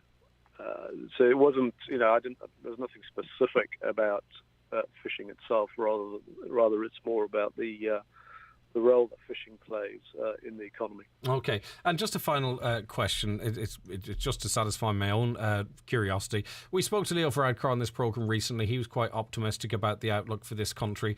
And speaking to you, maybe you're talking about how Ireland's position in the face of the crises that's going on. So you could say the country maybe still is in a good place, and the forecast for it is to be that. But if you speak to people out and about, right, they're concerned, they're nervous about the future. Those with money perhaps are starting to become less likely to spend it. That might be reflected in car sales, in restaurants and bars. How big of an impact on the well-being of the country is public sentiment versus, when we look at, trade figures for certain months which look really good? How big a role does how we feel as a society and how much we sit on money we have or don't have, how much does that impact where we're at as a nation? It does impact public sentiment and business sentiment. It does impact because it drives the decisions that you make. I mean, if you just talk about a business, if a business feels very pessimistic about its prospects, it'll stop investing, as an example. If households are worried about their own prospects, they'll start saving and not spending. So sentiment plays a very big role.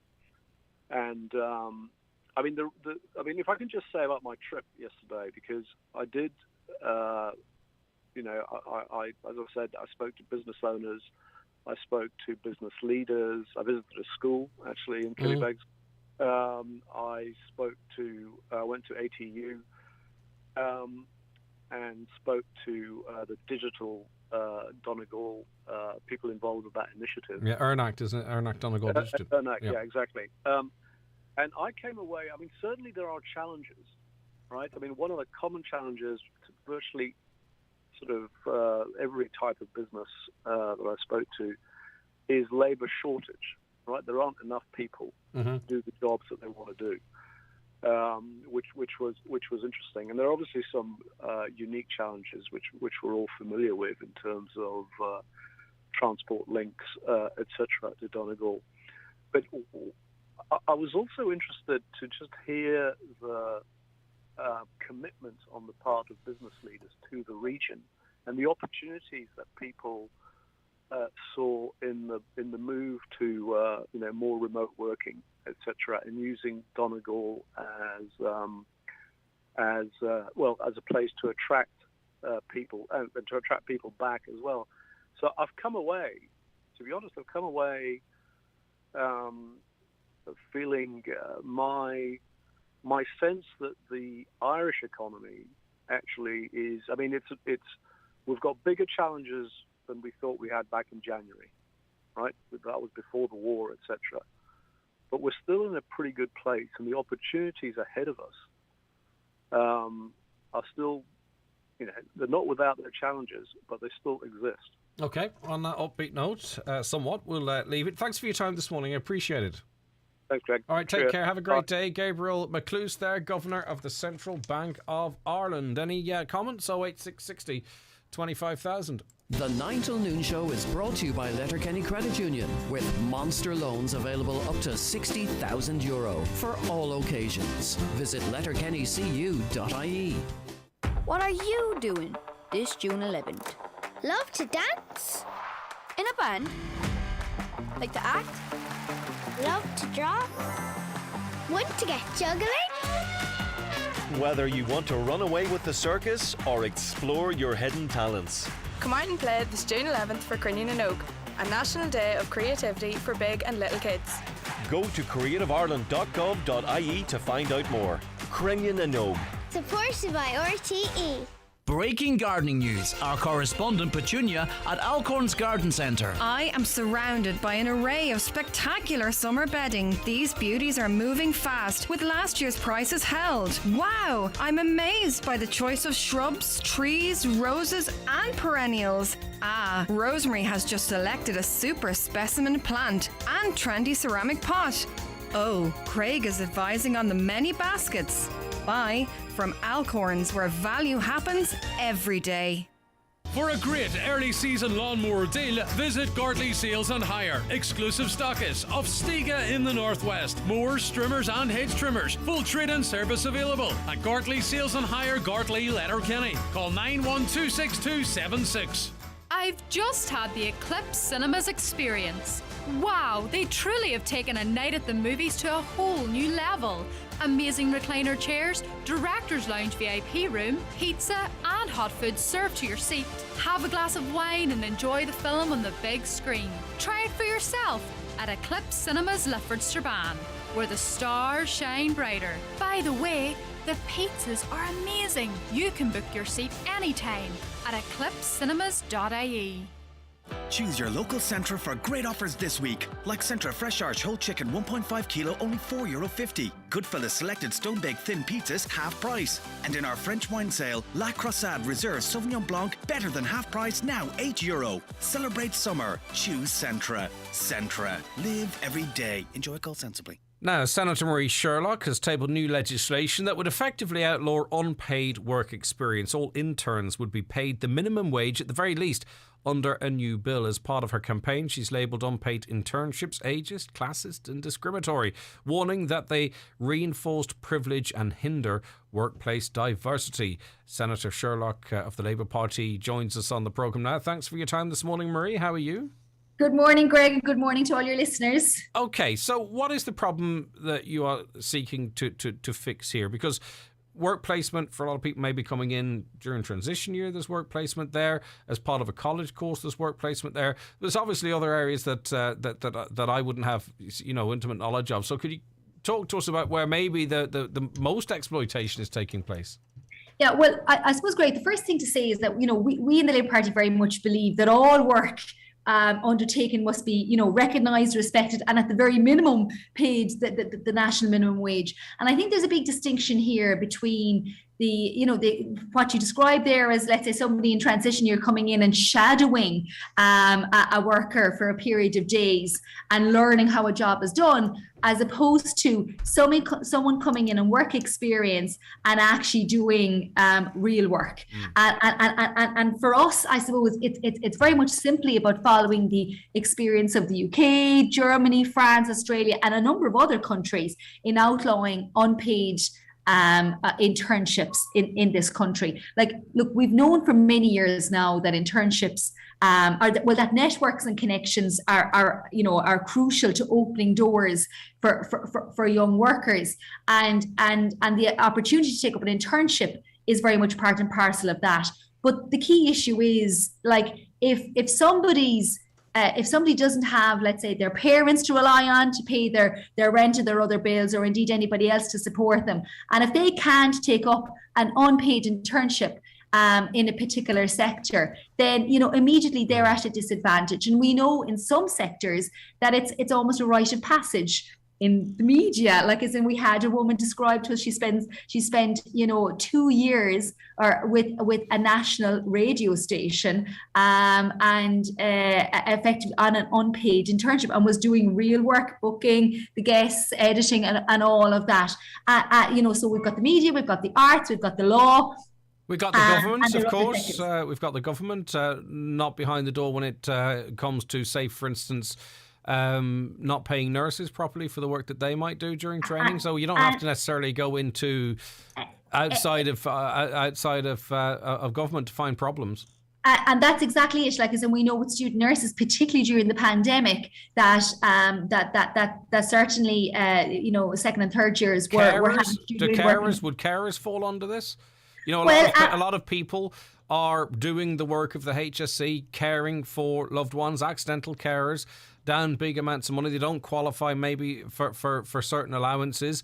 Would carers fall under this? Well, I think you raise an extremely important point there. And for many years now, we have been saying that we need to improve the supports to carers, or to actually ensure that they exist in some instances for carers, and in other instances that we improve the support to carers. I suppose really that, so absolutely carers need to be paid for the work that they do. But really what we're talking about here is where internships, open market internships, are advertised by companies. Yeah, it's like and workers come in, and typically it's young workers come in, and they're effectively told, look, you should be grateful for the opportunity to be here. But do you not think it's crazy? But for us, it's not being paid. Yeah, do you not think it's crazy though that you're having to introduce this type of legislation? Because we were just speaking to the governor of the central bank there, and one of the biggest problems facing businesses, not least here in Donegal, is trying to hire people.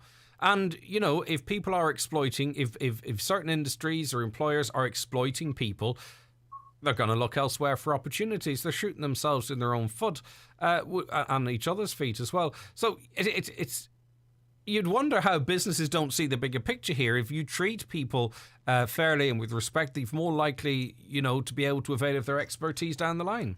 And that's precisely it. And I suppose the key, you know, we sometimes hear, employers couldn't afford to take internships on. But we actually know from the research, and there's quite a bit of research that's been undertaken, particularly in continental Europe and the States, less so here in Ireland, that actually when employers pay their interns, employers take a much greater effort to make sure that there's a quality experience for the interns. But of course, employers are also benefiting themselves. So there's a win-win situation. But, you know, ultimately, when we look at, you know, I suppose also the key issue is the lack of diversity within certain sectors. And when we talk about the lack of diversity, we have to look at the roots into certain sectors. And there's a really interesting piece of work in the UK, which looked at, you know, just 7% of the population there are privately educated, but yet of the leading print journalists, 51% are privately educated and 74% are judges. So when you look at how, you know, privilege is reinforced within certain sectors, and of course the gateway into certain sectors is through unpaid internships. So for us, ultimately, it's about ensuring that for a young worker that, you know,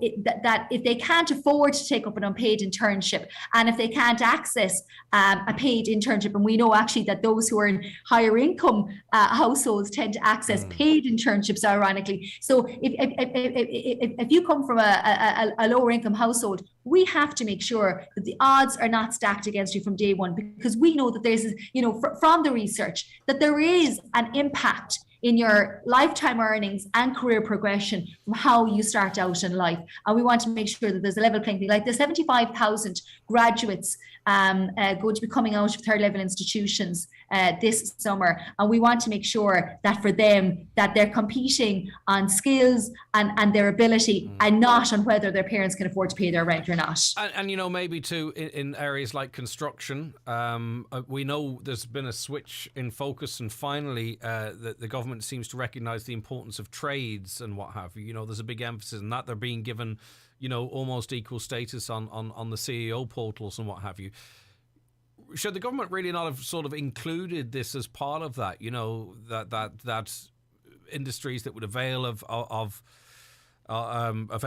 these people, you know, that they would treat them fairly. You know, that we wouldn't have a situation where lots of people would be working for free as part of internships, as part of these, you know, our renewed focus in this area.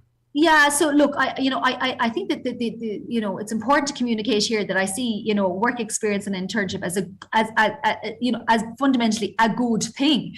Yeah, but if I'm training to be a welder, you know, from day one, I will be welding. Do you know what I mean? Yes. And I will be contributing. I mean, not from day one, but, you know, quite soon afterwards. But I could be expected to work there for quite some time, and depending on who the employer might be. No offense to any welders out there, you know, for peanuts. Yeah, so look, I think the key thing there is how apprenticeships are set up in this country, and ultimately it's crucially important that, you know, when a fitter welder or when there is any other type of trade is undertaking their work experience, that they are paid. Okay. Like, you know, at the end of the day, we have to make sure that all work, real work, is ultimately recognised, and we're not seeing that. And you know, we heard while the government, you know, and it was great, the government didn't oppose our legislation last night. They did raise the question as to, well, look, you know, we think that existing legislation already covers interns. Well, if that is the case, then the government is presiding over a widespread breach of our pay laws in this country, because we know that there's significant numbers of unpaid internships. Yeah, sometimes when I want to find out really what the bottom line is no disrespect to yourself or whatever, is to find out what groups representing certain sectors say about it. And if they oppose it, you're barking up the right tree, if you know what I mean. Anyway, listen, as always, thanks for joining us. I appreciate it. Have a great day, Senator. Thank you, Greg. Take care. Bye-bye. Senator Marie Sherlock of the Labour Party there. What do you think? 086 60 25,000. Greg, sorry to disagree with the very educated gentleman, but the world economic collapse is not too far away. The US dollar is going to collapse, and when that happens, all currencies collapse. Well, he's the governor of the central bank, and I'm not in a position here to sit and argue the toss with him. I know his views changed somewhat since February, so it might change again. Right, okay, history with Dr. Joe is on its way in the not too distant future. I know so many of you enjoy that. You could listen to him for days. We'll be having for about 15 or 20 minutes coming up soon. The 9 till noon show with Letterkenny Credit Union, now offering MyCU current account and debit MasterCard, bringing full banking features, delivered with the same local trustworthy service of your credit union. Half of farmers plan to cut back on stock numbers. In this week's Irish Farmers Journal, we published the results of an exclusive survey of over 1,200 farmers. For more, here's Paul Mooney. Our survey reveals the biggest challenges facing farmers, their cash flow concerns and their thoughts on new government schemes. And farmers getting €500 per head more as beef prices hit €6 per kilo. Plus, don't miss your free 20-page silage machinery special. Only inside this week's Irish Farmers Journal. You cannot afford to miss it. Treat your garden to a makeover at GMG Stone Letterkenny. We offer great value on decorative stone, garden paving, slabs and artificial grass, all tailored to your needs with home delivery available. We also supply railway sleepers, whiskey barrels and place sand, all available for pickup or delivery. Open Monday to Saturday from 9:30am to 6pm. You will find us beside Donaghy Motorhomes on the Port Road. For an appointment, call 087 647 9121. GMG Stone, just what your garden needs. Thinking about a new car for the July registration? The award-winning Hyundai range includes the innovative and fun-to-drive i10, the i20 with its best-in-class safety features, and the i30 full of all the latest smart tech. There's also the award-winning Kona and the newly designed Tucson, all in stock. Call in and talk to the sales team today at Divers Hyundai, Canal Road, Letterkenny, or call 91 22 600. Highland Radio weather updates with Ireland West Airport. Thinking of a sun holiday with the family? You can now fly to beautiful Mallorca every Friday this summer with Ryanair and enjoy some of Europe's best beaches. Ireland West Airport, you're flying. Okay, so the rain will clear to the south through the morning with dry weather and sunny spells following behind. The odd chance of an isolated shower in the afternoon. Breezy though, moderate to fresh westerly winds, temperatures of 13 to 14 degrees. Okay, we're joined on the programme now by historian Dr. Joe Kelly. Imagine why, Joe, how are you today? Go mai why go liga because a location attention on Highland Radio. Good morning. And it's great to have you with us. Okay, our focus today is Percy French. So before we start learning a bit about him, for those who don't know him, let's learn who he is. Who is Percy French? Well, Percy French was somebody that had a connection with Donegal, although he wasn't a Donegal man. And we'll learn that maybe throughout the interview today. But Percy was from Roscommon, and he came. His father was a landlord. His mother, and that's where he got the Percy. Her name was Percy Nee Percy. She was a daughter of a Protestant minister. So he was reared in a very aristocratic way and had been given a good education there in Roscommon, born on the 1st of May, 1854. And actually this year, 100 years ago this year, his surviving sisters at the time wrote a biography about him. And so we know a terrible lot about his poetry because of the memories that he had shared with them, and we were able to glean insights into, you know, what he did and how he was inspired to write poems and songs. And many people are familiar with his poetry and maybe with his art as well. When you hear the tunes or hear the words of the songs or the poems, maybe you may not know the person, but you will know the music or you'll know the rhymes. So he was one of 9 children, and that's where he was reared in Roscommon. And interestingly, he went to England to be educated in Widmerere College, but he also went to Foyle College in Derry. Foyle College would have had been very, very important place of academia for gentry children, more or less, at that time. And then after that, then he went to Trinity College. Now, he's a kind of man that was very absent-minded in certain ways. He lived in the moment. He had a very unique understanding of life. And what was very, very interesting was he would have been of the Protestant or Reformed Catholic tradition, yet he never got involved in politics. His father was a very good landlord. And during the land litigations of the 1880s, Percy didn't take any sides. He loved Ireland and he loved its people. And that's where he left it. And he was really drawn into the whimsical ways of Irish people living and the way they spoke and their mannerisms. He had a great in-depth understanding of that. But he seemed to be pretty kind of absent-minded kind of individual. But he was a clever man, clever enough to love Donegal. So you've mentioned Roscommon, you mentioned Derry. What was his connection to Donegal? What part of Donegal would he frequented? And, how big a part did our county play in his life? Well, I mean, we just know from, for example, his paintings. There's a number of paintings. He thought he was a painter by trade in his life, but he actually didn't go down that way, although he did do a terrible lot of painting, hundreds of them. And they're in the Hugh Glane Gallery, they're in the National Gallery, they're private collections. I mean, if you have a Percy French, you're paying the minimum 5, 7, 10,000 for one of these. And he painted frequently. So throughout Donegal, there's lots and lots of paintings in Donegal. Particularly, you would have gone to Glenveigh and the Errigal and the Derryveigh Mountains. I know there's one of Bundoran Beach. There's a number of ones in Filcara. He did at the pier and around Muckish. So he, as he toured around and as he spent his time, free time, downtime, drawing watercolours, and he would arrive to a person's house early in the morning and he'd only look for a glass of water or a cup of water. And then he would carry on painting. And he gifted these paintings to a terrible lot of people. Now, he's most renowned. I think we'll mention some of the songs and talk about them and some of the poetry. People go, oh, right, now I know who you're talking about. But maybe less so with painting. I'm just wondering, at the time when he was alive in his prime, was he a renowned artist, or was he more seen as a musician, poet? Is it only after the fact that we start saying, right, this fella could draw or paint? Yeah, probably. I think with his music and his art, it wasn't seen of being a high caliber. It was very rustic, and it was very, very simple. But he had a great perception of landscape and skies and colours. See, a lot of people, you've got to remember, at that time, Ireland was a colonial country, and people would have described Ireland as an ugly picture in a beautiful frame. And that was often the way Ireland was described. And the way he tried to portray Ireland was it was a beautiful picture in a beautiful frame.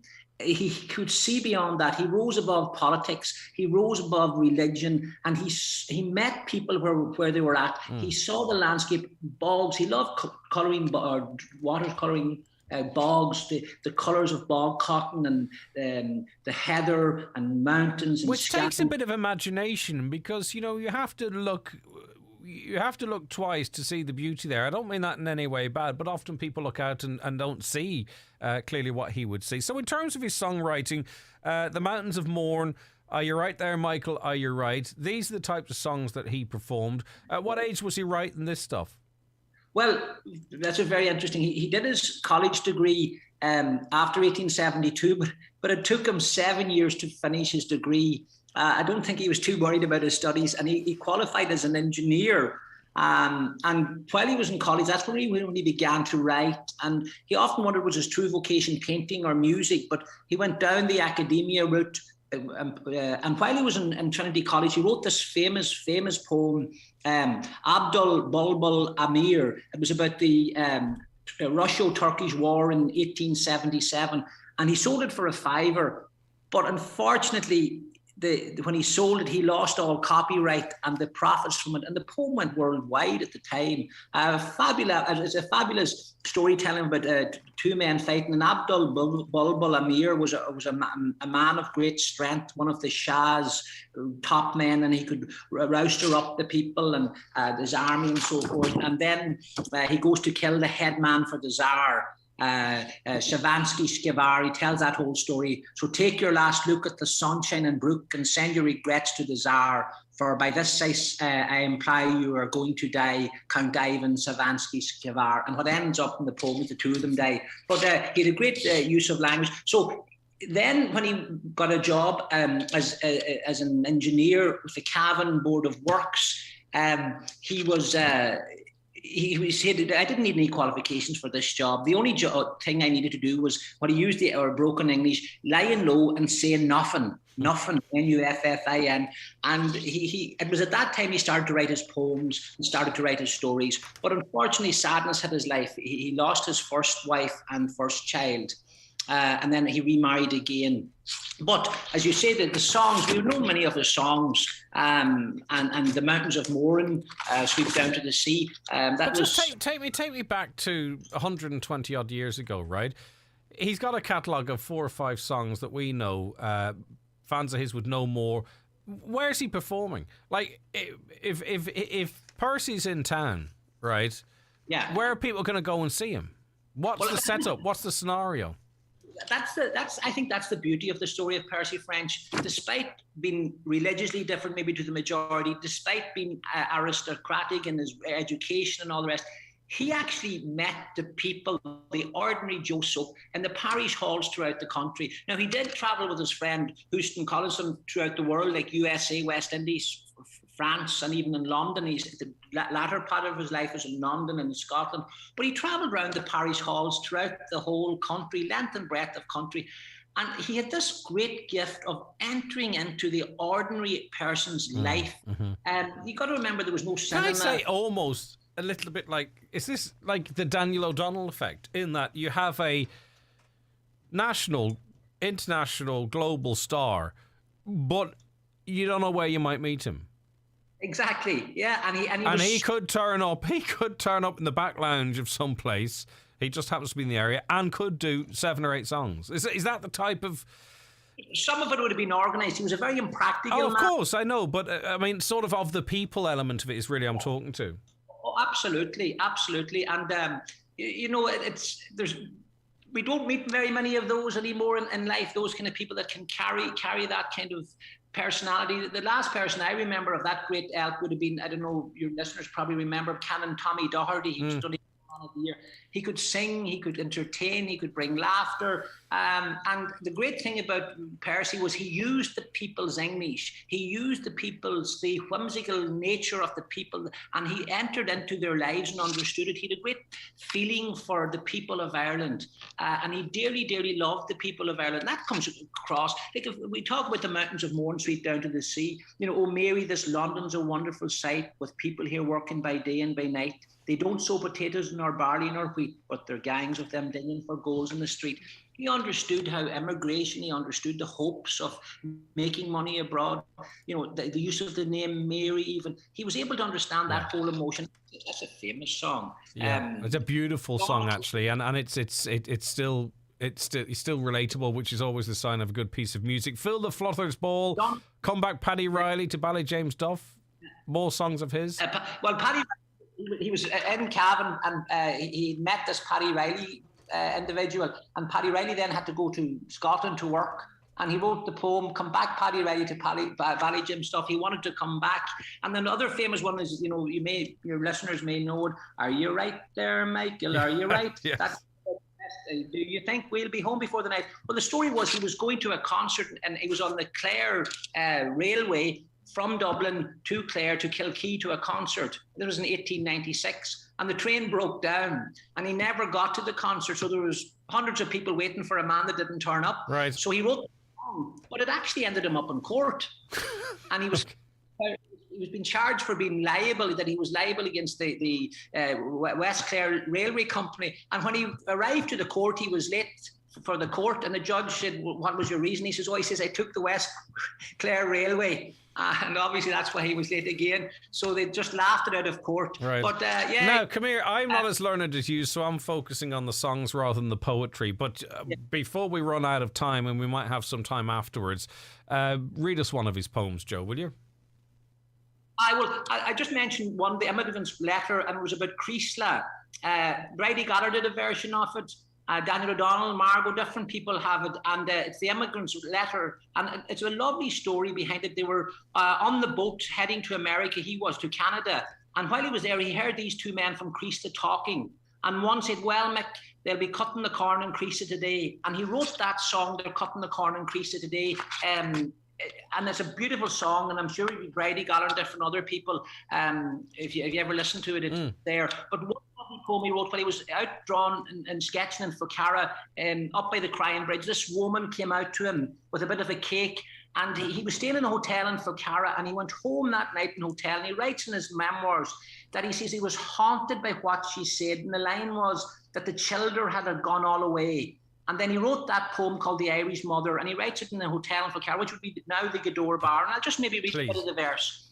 The Irish Mother. A wee slip drawn water, me old man at the plough. No grown-up sons nor daughters, that's the way we're farming now. Nay, work and little pleasure was the cry before the went. Now they're getting both full measure, so we ought to be content. I'll jump a few of the things. £6 or was it 7 they sent last quarter day, but 'tis lonely, lonely living when the childer is away. God good, none better, and the devil might be worse. Each month there comes a letter bringing something for the purse, and my old man heart rejoices when I read they're doing fine. But oh, to hear their voices and to feel their hands in mine.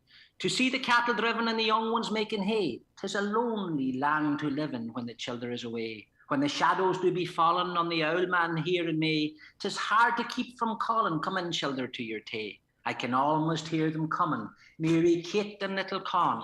But sure I'm the foolish woman, should have all grown up and gone.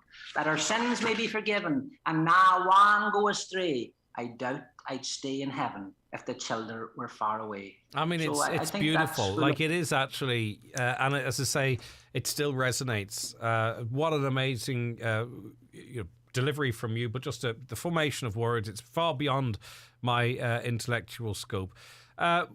Finally, do we have a museum to him? Is he celebrated? Is there an archive? Do we celebrate the Donegal connections, Joe?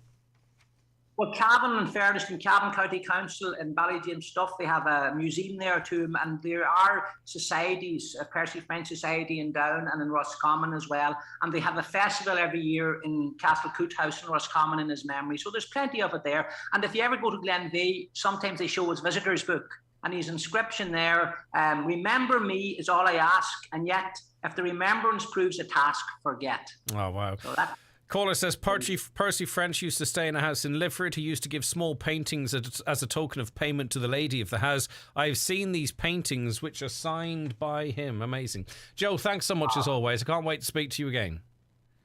Slán, have a great day. That is Joe Kelly there, Dr. Joe Kelly, historian. Again, another fascinating item. And Joe will return to us throughout the summer. It is 11 o'clock. It's time for a news update, and we say good morning now to Michaela Clark. Thanks, Craig. Good morning. The Housing Minister has confirmed that the Mica Redress Scheme revised legislation is in the final stages. Minister Darragh O'Brien, in responding to Donegal Deputy Pearse Doherty in the Dáil yesterday, said he intends to bring the revised legislation to government shortly and hopes it will be passed before the Dáil's summer recess. A member of the Regional Health Forum hopes the meeting next week will allay concerns over the removal of the angiogram service from Letterkenny University Hospital. The Sealta Healthcare Group has agreed to meet members of the Regional Health Forum and Oireachtas members to discuss the critical service. The HSE is to review a €4 transport charge for people with disabilities who are attending day services in Donegal. The transport charge, which is exclusively charged in CHO, Donegal, Monaghan, Cavan, Sligo and Leitrim, has been applied to service users at €4 per trip or €20 per week, amounting to €960 a year. Minister of State for Disability Anne Rabbitte has agreed to review the charge and acknowledged that there is an inequality in the CHO area versus other areas that do not have a charge. An interactive map that shows which areas across Ireland are at risk of cancer-causing radioactive gas has crashed due to high traffic. The Environmental Protection Agency says 170,000 homes are exposed to high levels of radon, up 25,000 in the last 2 decades. Most areas of Donegal have less than 5% of radon levels. However, there are a small number of areas more inland where levels are predicted to be over 10%. The Minister for Higher Education admits it's frustrating that students about to sit their Leaving Cert have no idea when they can expect their results. They could be delayed until September because of a second sitting of the tests in July and the time that will be needed to meet a government pledge that results won't be marked any lower than last year's. And a 48-year-old man has been arrested in Strabane under the Terrorism Act. Detectives investigating a firearms incident last month arrested the man during its search operation at an address in the town this morning. Those are the latest headlines. We'll be back with an update again at 12 noon.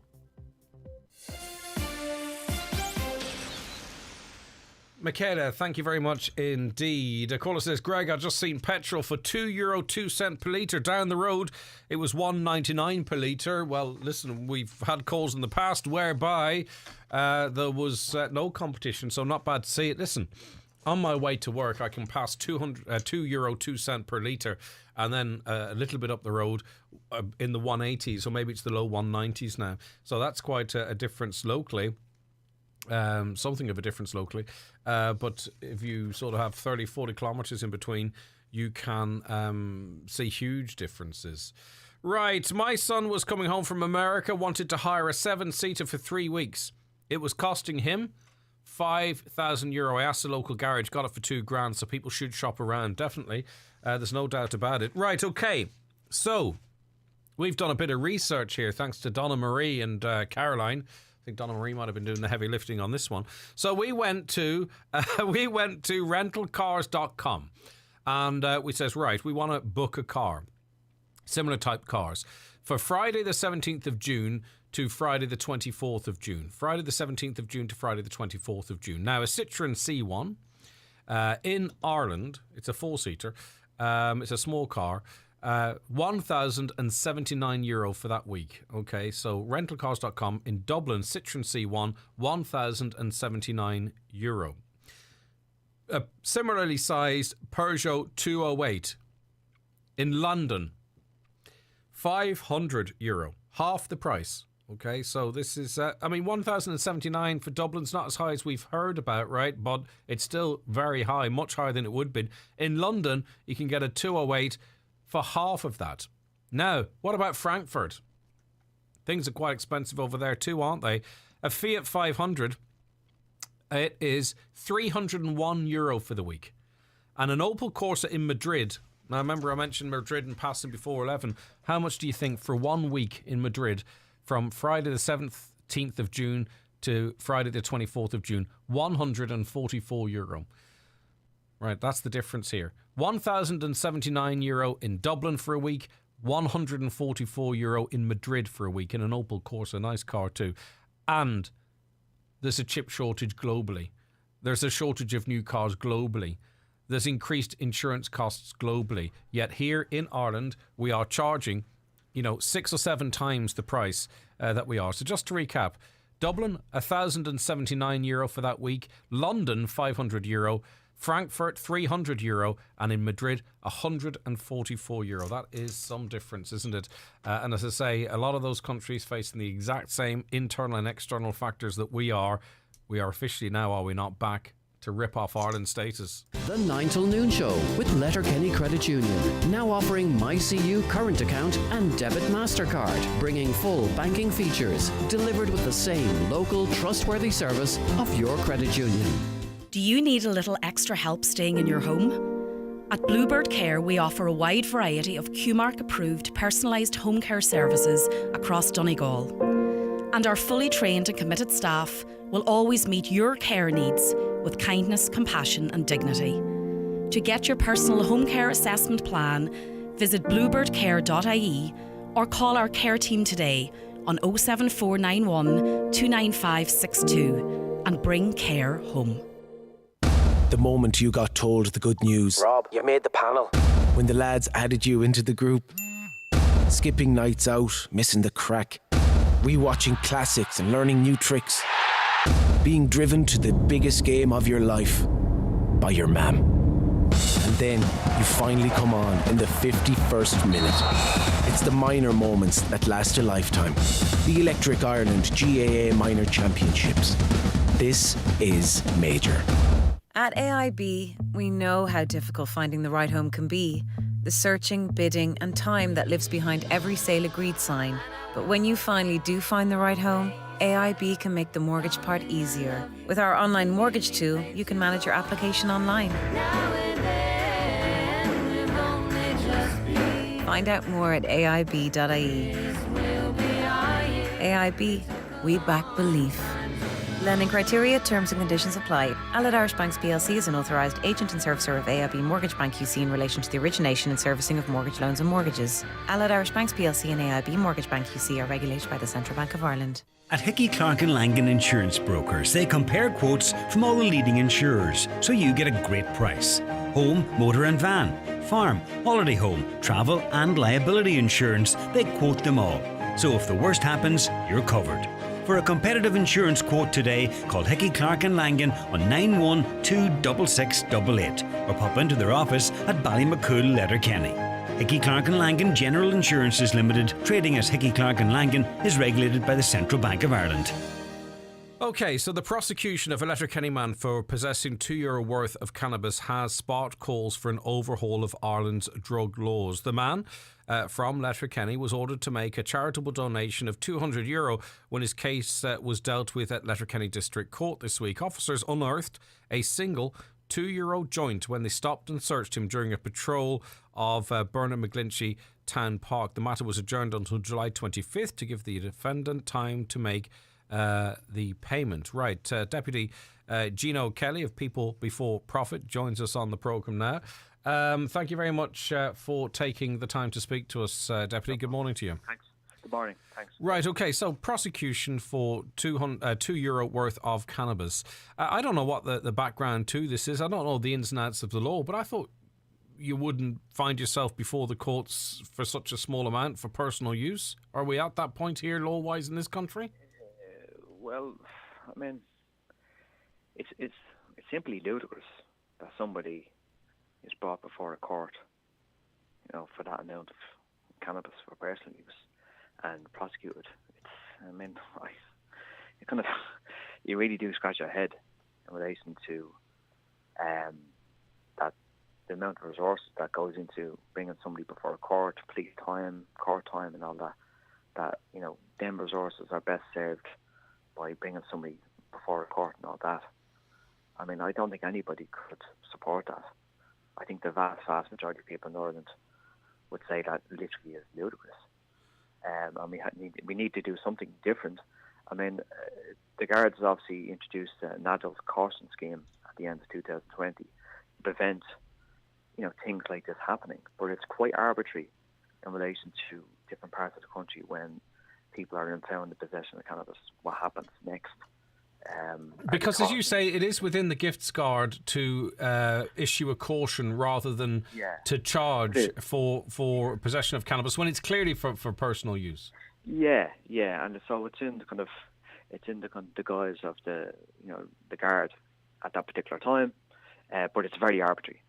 Is it possible, and I don't want to speak about this case, is it possible though, when you talk about how it can vary from area to area, that maybe Gardaí might use other knowledge that they might have? I don't know, Greg. I mean, obviously they should use their discretion in relation to somebody that is in the possession of cannabis.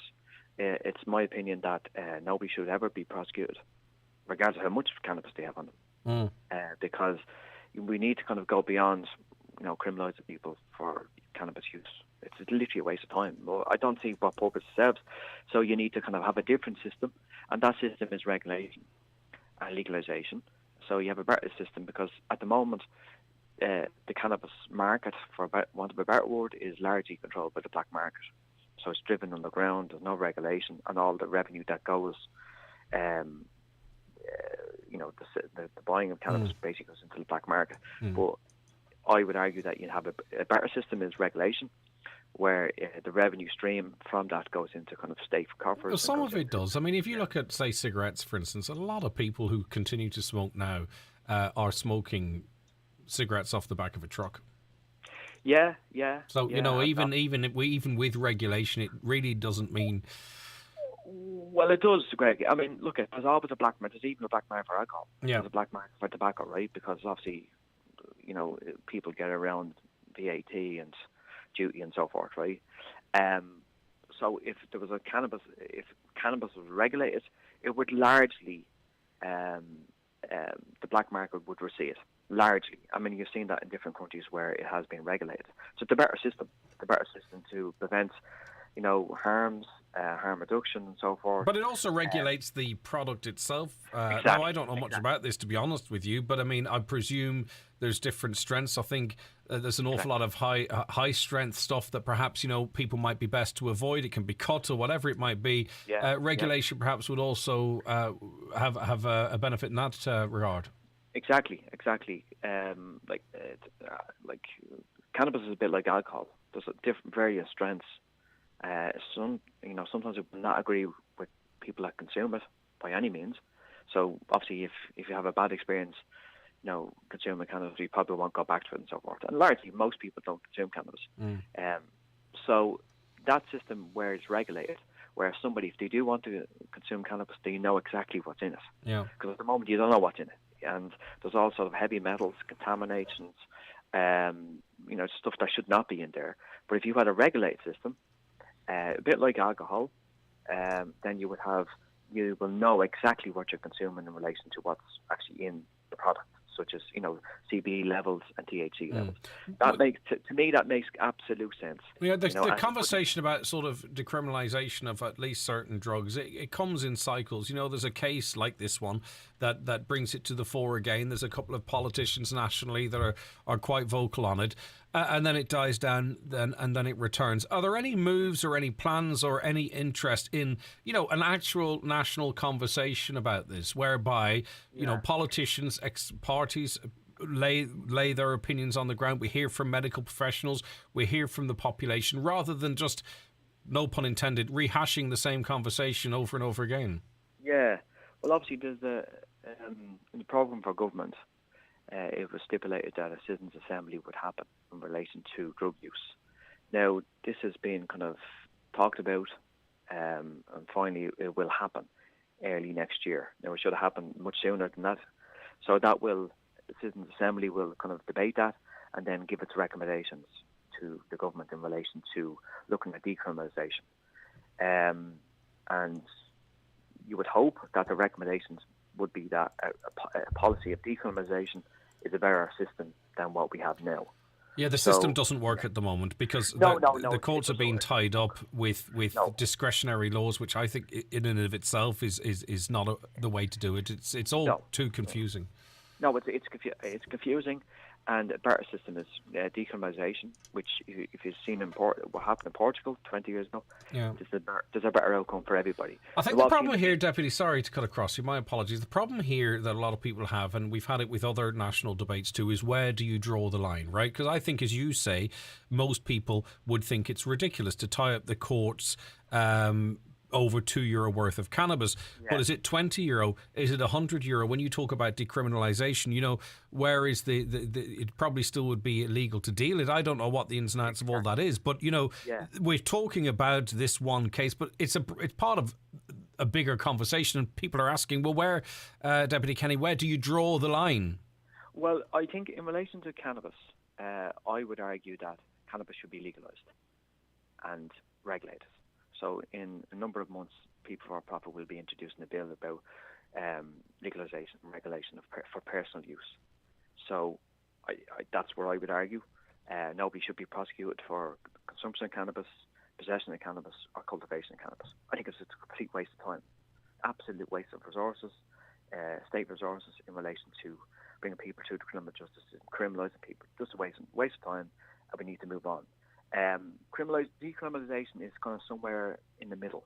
So it basically decriminalises the person rather than legalising the drug that they may have on them for personal use. That could be any sort of drug. So them drugs, whether it's heroin, crack cocaine, or cannabis, is still scheduled as illegal to have, but the person is not brought through the criminal justice system. That's a very good system, actually. That's a system that in Portugal has been in situ for the last 20 years. It's a better system that kind of, it prevents people going through the criminal justice system and kind of harm reduction. So that's a better system. We don't have that. So we're trying to get to that. How does that work in terms of usage? Because, one of the things that stops a lot of people trying it or using drugs from cannabis to cocaine is its illegality, and it's accepted as that. What would be the impact of decriminalisation in, 18, 19, 17-year-olds going, well, look, it's not, it's decriminalised now, I'm going to try it. And we do know, it can be dependent on which drug you take and how much of it. There can be a slippery slope there. So how do we make sure that if this were to happen, that what we don't do is we not only decriminalise, but we also normalise drug use? Well, I would argue that, cannabis is a very prevalent substance, regardless of where you live in Ireland. It's easy obtainable. And, people will use it whether it's legal or not. It's a good argument, and the argument is that if you legalise something, will people demand it? Well, I think there would be. If something becomes illegal, there will be a demand. Initially, there would be a demand for it. That will kind of subside after a certain period of time. And the evidence is we've seen in the United States, Canada, Uruguay, where there's a kind of, it's warts and all. And I suppose, no system is perfect, Greg. No system in relation to drugs, because there is a really dark side to drugs as well. But I'm of the opinion, and in my kind of life experience when I was growing up, is that criminalising people, and that all that comes with it in relation to the harms of drugs. It's a better system is not driving around the ground, but actually kind of, regulating it, and and the resources that go into, criminalising people from all backgrounds. I don't think it works. Okay.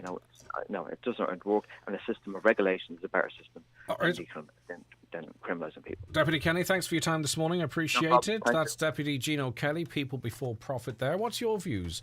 I'll read a couple of them, actually, before we go to the commercial break. That's the problem with this country. Garda should enforce the law. That's there, and not use their discretion that only causes other problems. Well, you see, their discretion is part of the law. Unfortunately, they're not two separate things. They don't live in two different spaces. Gardaí were given discretion in this matter, and it's up to them when they don't choose it. It's the same as driving without an NCT, right? But you've booked your appointment. A guard has the discretion to say, all right, well, listen, you've shown me proof that you've got your NCT booked. The car looks in middling shape, crack on. Others, if they wanted to take a notion, they could take the car off you, give you 5 points. It's the same with that. There is discretion within the law. Does the deputy know many drug addicts on the streets today? They start off on €2 of cannabis. No drug is harmless. They are all addictive. And then what might happen though? Then at that point, then someone say, "Well, what about alcohol?" And this is where this conversation goes, and often ends up just getting bound up. Possession of cannabis is illegal. The value is inconsequential. Only a judge can decide the outcome of the case. He, she has the option to dismiss or convict. The question here is there discretion when a law is broken? It's a difficult situation, but the Gardaí have discretion. The home distilling of poachine is legal in Ireland, yet it's illegal to grow cannabis. How does this make sense? Another, everyone calls for regulation of drugs. That's grand if regulation is enforced and works. Gambling is supposed to be regulated, but gambling addiction is rife and destroying families. Yet, every TV channel and phone app bombards us with tempting offers to lose everything. Another, I understand where Deputy Kenny is coming from, but where do you draw the line? And I put that question directly to him. And another, anyone who is caught with any form of drug should not be fined. They should go to jail, full stop. But unfortunately, if that were to happen, or fortunately, it doesn't, fortunately or unfortunately, ignore that. If that were to happen, our overcrowded jails would be bursting at the seams. The 9 till noon show with Letterkenny Credit Union, now offering mortgages from €40,000 to €600,000 with no hidden fees or transaction charges. Letterkenny Credit Union, 9102127. Attention all staff. Clean up on aisle 4, please. That's a clean up on aisle 4. And Jacob, who's popped in for a pint of milk, has diabetes. We don't always know who's at risk from COVID-19 and other viruses, but we do know how to protect them. Keep hands clean and wear a mask. Let fresh air in, get vaccinated and stay at home if you are unwell. From the HSE, for us all. Half of farmers plan to cut back on stock numbers. In this week's Irish Farmers Journal, we published the results of an exclusive survey of over 1,200 farmers. For more, here's Paul Mooney. Our survey reveals the biggest challenges facing farmers, their cash flow concerns and their thoughts on new government schemes. And farmers getting €500 per head more as beef prices hit €6 per kilo. Plus, don't miss your free 20-page silage machinery special. Only inside this week's Irish Farmers Journal. You cannot afford to miss it. Your specialty is quality tiles, bathroom suites and wooden floors. Who is the best range of tiles in Donegal? Crawford Tiles. The best wood flooring? Crawford Tiles. The best bathroom suites? Crawford Tiles. 5-day bathroom refits? Crawford Tiles. And who's been tampering with my questions? That'd be me. Crawford Tiles, Castlefin. That'd be them. 07491 43942. For big name menswear at great prices, visit Watson Menswear in Letterkenny. Top casual brands including Mishmash, Sixth Sense, Tommy Bow and Penguin. If you're going to a wedding or a big event, formal wear names include Rimassimo, Andre and White Label. Also a great selection of children's casual and formal wear in stock. Watson Menswear, open 7 days a week on Main Street, Letterkenny and online at watsonmenswear.com. The latest edition of the Northwest Derby between Finn Harps and Derry City is this Friday evening and it's live on Highland. Join us for full match commentary at the Ryan McBride Brandywell Stadium from 7:45 kick-off. Highland's coverage is in association with B&S Credit Union Ballabafay, where the Renovate and Green Loans can help you turn your dreams to reality. Don't delay, get your loan today. Visit bnscu.ie or free phone 1800 290 390. B&S Credit Union Limited is regulated by the Central Bank of Ireland. A caller says we looked about renting a small car at Dublin Airport to go to Belfast and leave it there. Almost €500 for a 2-hour drive. You'd be best getting the plane if there was such a route. A Renault Clio in Poland for a week is €200, insurance included. Yeah, and we saw the amazing price in Madrid. I got 1 gallon of petrol there now. It costs €13. Okay, so a lot often you can't get. The minimum fill is less than a gallon now, isn't it? Greg, great to hear Dr. Joe talking about Percy French. Great segment indeed. I enjoyed it myself. Reprices, a lorry load of concrete is €240 more expensive in Donegal than it is in Dublin City. Something is not right in this country. All right, that does seem a little bit strange. Right, any of you out there who knows young people, we might as well just state the facts. Our young people are fantastic, but vaping is rife amongst young people. The schools are doing all they can to stop it and ban it, but listen, you speak to any young people, if you've got a young person in school, when they come home, ask them, how many of their friends vape. It's kind of seen as the sneaky, fun, harmless thing that you can do against the authority figures. That's just the reality. As I say, have the conversation, you'll see it yourself. And that is not to condone it in any way, shape or form, but, might as well have an open and frank conversation. Lots of young people vape. They're very inexpensive, comparatively speaking. And this texter says, "Hi Greg, just wondering what is the legal age to buy a vape? My child is 12. We caught her with a vape. When we asked where she got it, she said she bought it in the shop herself. I went to the shop and they told me the law they're allowed to sell to under 18s. Are they allowed to sell to a 12-year-old? They are allowed to sell to under 18s. Are they allowed to sell to a 12-year-old? Well, let's speak to Fiona Boyle, Smoking Cessation Officer with the HSE. What is the situation, Fiona? Good morning. What is the situation as it relates to the selling of vapes at the moment then? Yeah, unfortunately, your caller is correct. As it currently stands, electronic cigarettes can be sold to anybody in Ireland. There's currently legislation going through that is actually looking at that to be bringing it up to 18 years old. But as it stands right now, anybody can go and buy it. There are a number of even the ones that contain nicotine. Yeah. So so in this country, nicotine products you can sell legally to under 18s. You can. There is a flaw. So they're not. It's not a tobacco product, and it's not a stop smoking product. Mm-hmm. So my understanding, Greg, and I was seeking clarification from this nationally whenever your researcher rang me earlier, and I'm still waiting for that to come back. But my understanding is that they're come under the consumer law. Yes. So therefore, they can be sold to under 18.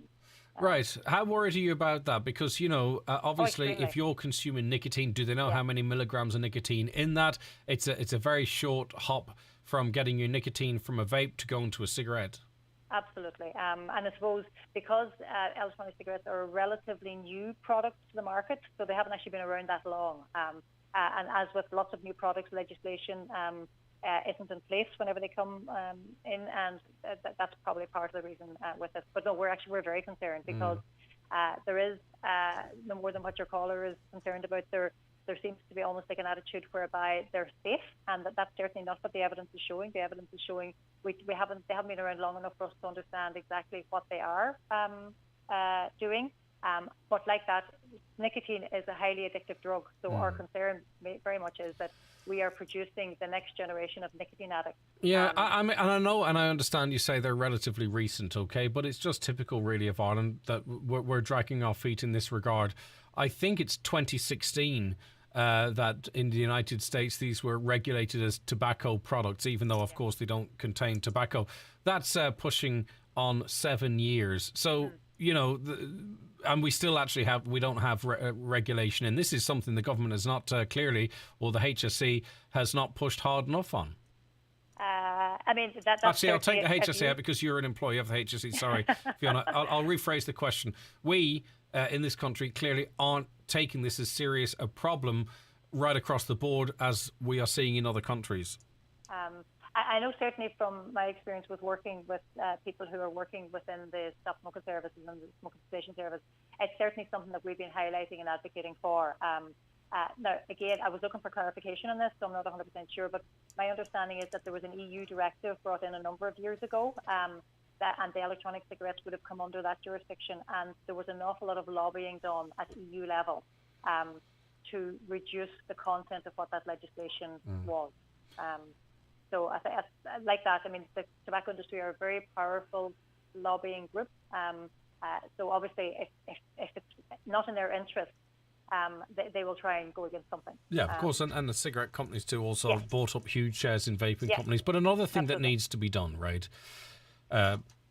is flavoured vapes. Bubblegum flavour, strawberry flavour. If we're serious about this, is that we got rid of menthol cigarettes for obvious reasons, right? Exactly. So unless this legislation goes all the way and has a look at it in the round, we're just going to be kicking another can down the road for another few years. Would you be in favour of let's get this right and look at all elements of it, like some that I've just mentioned? Like if you actually think about this, the tactics that have been used in relation to advertising, electronic cigarettes can be advertised, whereas tobacco can't. So all of the good measures that we have taken against tobacco that have actually reduced our levels in Ireland to one of the lowest levels of tobacco use in Europe, they have come in based on the evidence because we know what works. So if you ban advertising, if you increase the price and taxes and all that kind of stuff, that all works. So the tobacco industry, the way they're getting around that now is they are able to market their electronic cigarettes. They flavour them exactly what they used to do with tobacco years ago. They market them. There's no bones about this. They're targeting kids. The people that they want to start using their product is kids. So either they continue to use their product long term, or they then venture into tobacco, because that's certainly what's happening, and that's what the evidence is showing. So lots of people who may never have wanted to use tobacco start off vaping, and they find that they're actually on tobacco before they know it. I mean, I think Australia doesn't. I think they're actually banned in Australia. Would you go that far?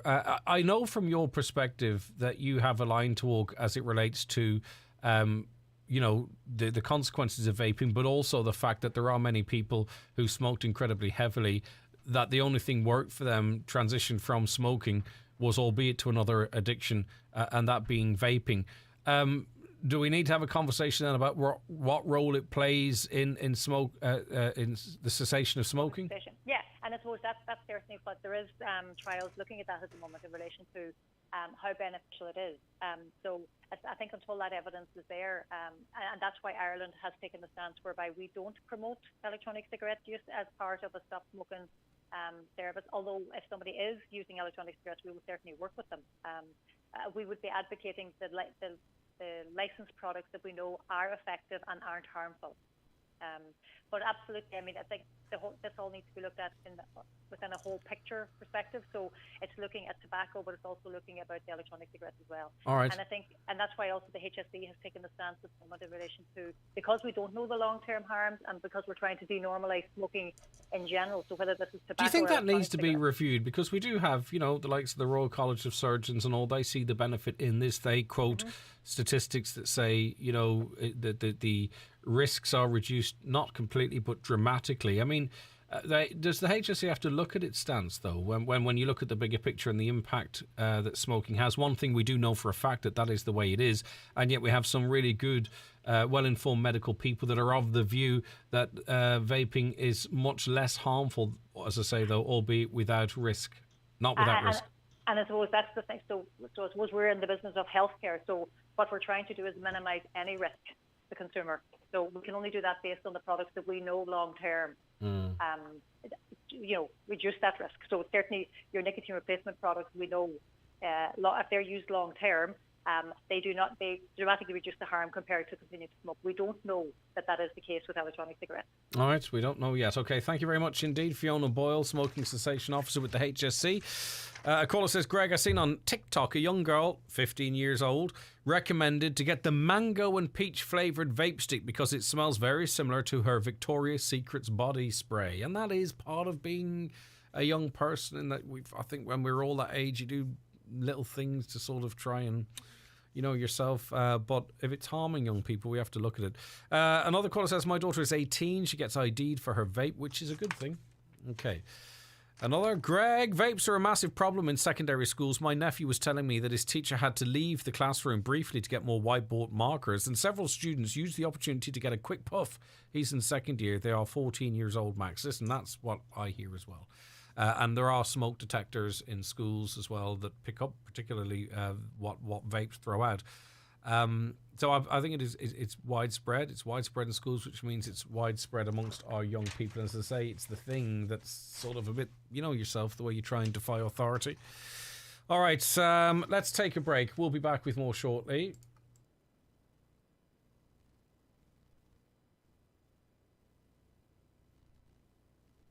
Okay, we'll be back even quicker than I anticipated because the ad break didn't fire there.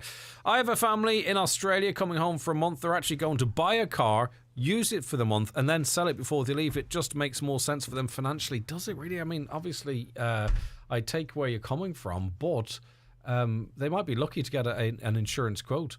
I wonder if you fully explored that.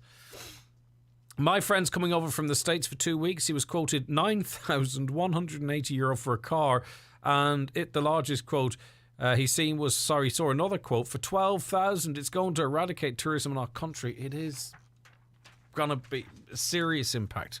Because if you book cheap flights, and a lot of people have booked the car in advance, but if you book relatively cheap flights, you sort out your accommodation, you'll say, we'll just hire a car when we get there. A lot of people, the desk at the airport, that's where a lot of people hire their cars. You go up to that desk and go, hi, can I have a car for a week? And you have a range in mind as to how much that's going to cost. You go up to that car, that booth in the airport now, and they say, well, 2 weeks, no problem, 12 grand. What? So people will not come here. It's going to happen. Right, okay. Matt McGranahan joins us on the programme now. Good morning to you, Matt. Thanks for taking the call. Matt, can you hear me okay? Okay, Matt, you're joining us. Can you hear me okay now, Matt? Yep. I can indeed. All right, okay. You're welcome to the show. Right, now you are in dispute with the Department of Social Protection after claims that you were not self-employed. So tell us the background to this and where you were at with the department. So this basically, Greg, is referring to what's known as bogus self-employment. So in the case of where someone's uncertain about the insurability of their employment status, whether they're self-employed or an employee, they can go to the Department of Social Protection, and within there's a section called Scope, which will carry out an investigation into the insurability of someone's employment.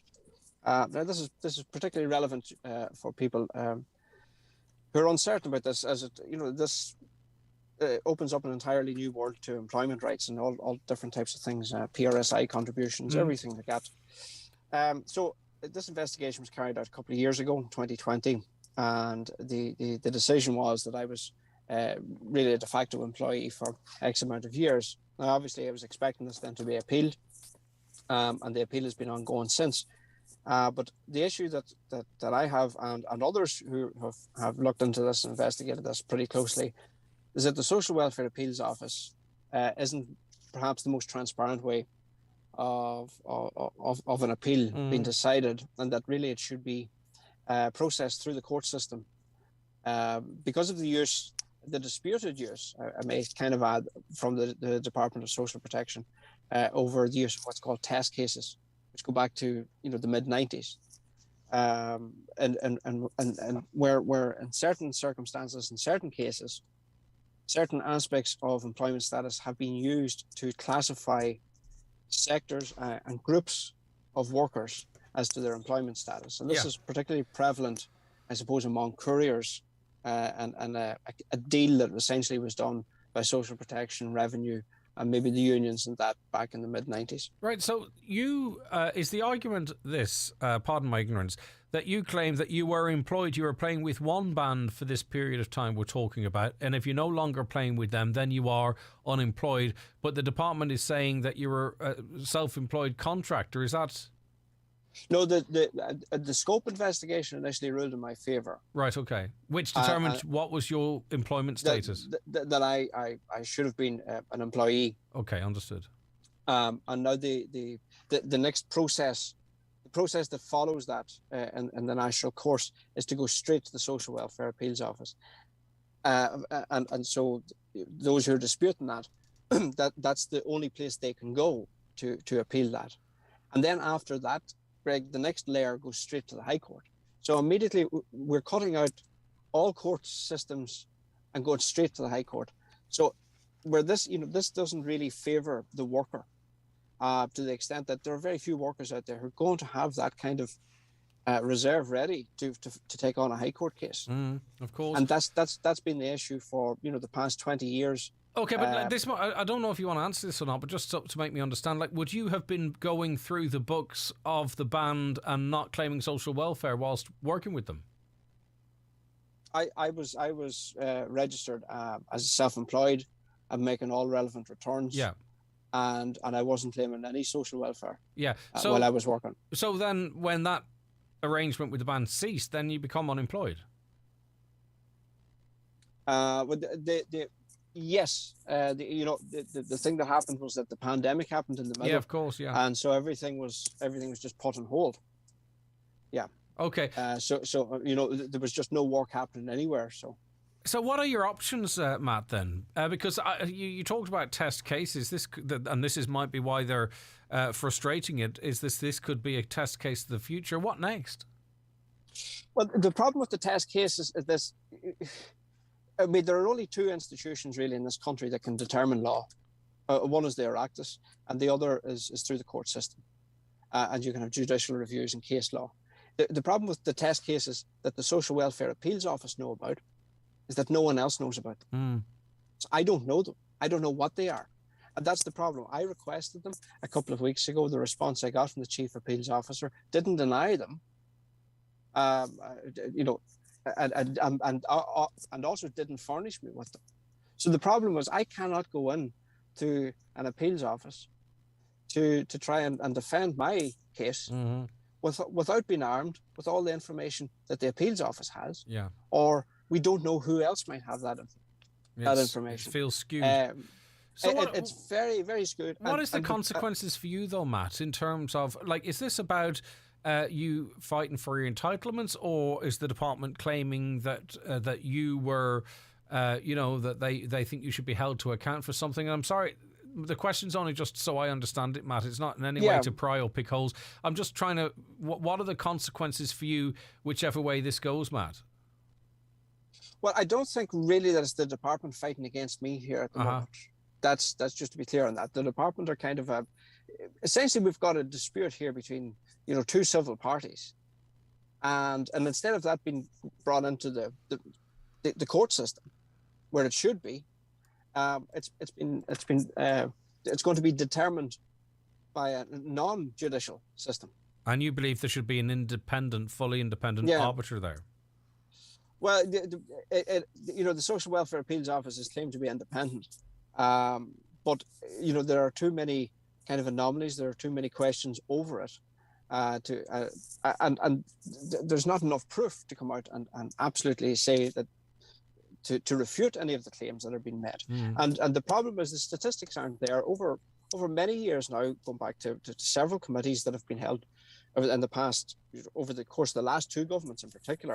And prior to COVID, 2017, 18 and 19, the whole issue of bogus self-employment was very much investigated by several of the committees and by lots of the parties as well, and legislation was put forward to actually try and improve the lot of all workers in this scenario.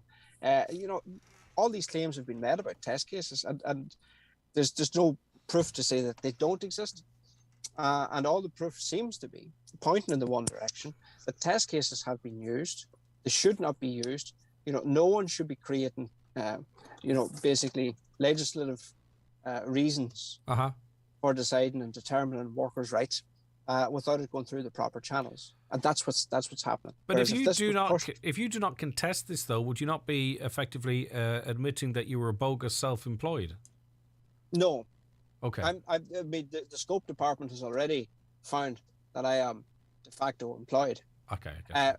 There's my admission to anything has no real bearing on this. I can't decide that I'm self-employed or employed, and I think that's part of the problem here. That they're self-employed or an employee. It's not down to me to decide that. It should be down to law to decide that. How many people do you think this affects, Matt, and in what particular industries? I think you mentioned couriers there, but do you think this is a problem affecting more people than we might realise?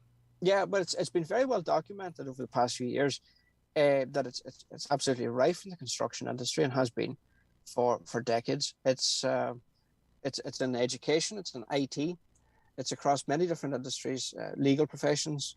I was only speaking to a judge in Northern Ireland only a few months ago, and judges had to take a case there as well over bogus self-employment to the British government. So it's rife right across a number of different sectors and industries. It's estimated that it costs the state actually up to €1 billion a year, anywhere between 300 million and $1 billion. Okay. And that's conservative estimates. The other issue here is revenue, and the department haven't been calculating figures of how much this actually is of a loss to the state. It's widespread, and I think that it's just taken away people's rights that they should have. All right, Matt, thanks for helping me understanding as we went there. I had no pre-knowledge of this, so sorry if my questions were a bit clumsy or obvious, but I was sort of learning as we went. So I presume many people listening in the same boat. I appreciate your time, Matt. I hope things work out for you. Thank you. Thank you. All right, take care. Much, okay, Matt McGranahan there. 086 60 25,000. Your WhatsApps and texts to that number. The 9 till noon show with Letterkenny Credit Union. Is your bank leaving town? Letterkenny Credit Union is now offering MyCU current account and debit MasterCard, bringing full banking features with no appointment necessary to open your account. Hi guys, David James here, and we're asking you to push back the kitchen table, dust off your dancing shoes, and join us for our Jive for June campaign, all in aid of the Donegal Hospice. Tune in to the Jive Time show from 2:30pm for your daily Jive. Video your Jive and send it to the Donegal Hospice at gmail.com, and they will post it on their socials, and we will also be posting your Jives on our social media channels too. To register and donate, log on to donegalhospice.ie or contact Isabel on 912556 or 087 238 9607 for a sponsorship form. At Lidl, we do things every day to make life better for us all. Things like being the first retailer to work with farmers on a sustainable beef programme to improve environmental impact, donating over 600,000 meals in the last year through our partnership with Food Cloud, and helping bees by doubling our number of pollinator-friendly stores in 2022. Decision by decision, day by day, we're taking Lidl steps to a better tomorrow. Join us on our journey today at lidlsteps.ie. Lidl, more for you. The Kia Sportage, Donegal's best-selling car for 2022. If you're thinking about making the move to Kia or to upgrade your current Kia, make sure to call in today to iMotors Letterkenny or Malin. With a 7-year warranty as standard, driving a Kia makes sense. For great food in the heart of Letterkenny's Cathedral Quarter, step into Dillon's Hotel. Using only the best local produce, Dillon's serve an extensive menu every day from 12. Perfect for a quick bite, a relaxed lunch or a leisurely dinner. Try the renowned 4-course Sunday lunch with full table service. Or if you work in town, why not pre-order and have your lunch waiting? Great food and service, 7 days a week at Dillon's Hotel Letterkenny, with live music every Friday and Saturday night. Visit dillons-hotel.ie. Highland Radio weather updates with Ireland West Airport. Stress-free travel, 10 minutes from car park to departures gate, and a selection of 19 destinations across the UK and Europe to choose from. Can only be one place. Ireland West Airport. You're flying. Okay, weather locally, rain clearing through the region as we head into the afternoon with drier weather and sunny spells following behind. You may see the odd isolated shower. Temperatures in breezy conditions, 13 or 14 degrees. Right, we say good morning now to Jude. Hey, Jude. Hiya. It's good to have you with us. Right, okay, now you've been out and about on our beautiful coastline. What have you spotted? Lots of dead crab. Like, when we say lots, are we on about, describe the scene? It just seems to be getting, the situation just seems to be getting kind of worse there over time as we've been walking the dogs there in the mornings. And the size of the crab seems to be getting bigger as well. Mm. So there's something going on. So when we walk the beach, we'll see, particularly I think the smaller crabs, we'll see them lying around the place. You're saying we're seeing larger crabs, something's happening, they're dying to sea and being washed up on shore? Indeed, yes. You see them on the shoreline, especially early in the morning. You'd see it, all the fresh crab being brought up onto the beach. And do you walk many beaches, or is just the one you walk regularly, Jude? Well, a couple of them, Culdaff, Five Finger Strand, places like that. Ballyliffin. Right. So if you went for a casual, say, 1 kilometre walk across the beach, how many dead crabs are you likely to notice? You literally every footstep you'd be walking across. Wow. Okay. And this is unusual. This is new. Well, I've seen it getting worse in the last couple of weeks. But I have noticed it. But as you say, you would see small ones. But it seems to be getting a lot bigger ones coming in as well. Have you concluded anything as to what might be causing it? Just a little bit of research on it would say that the northeast of England is getting it quite bad there as well, with lobster as well. Okay, and is this then contaminants or?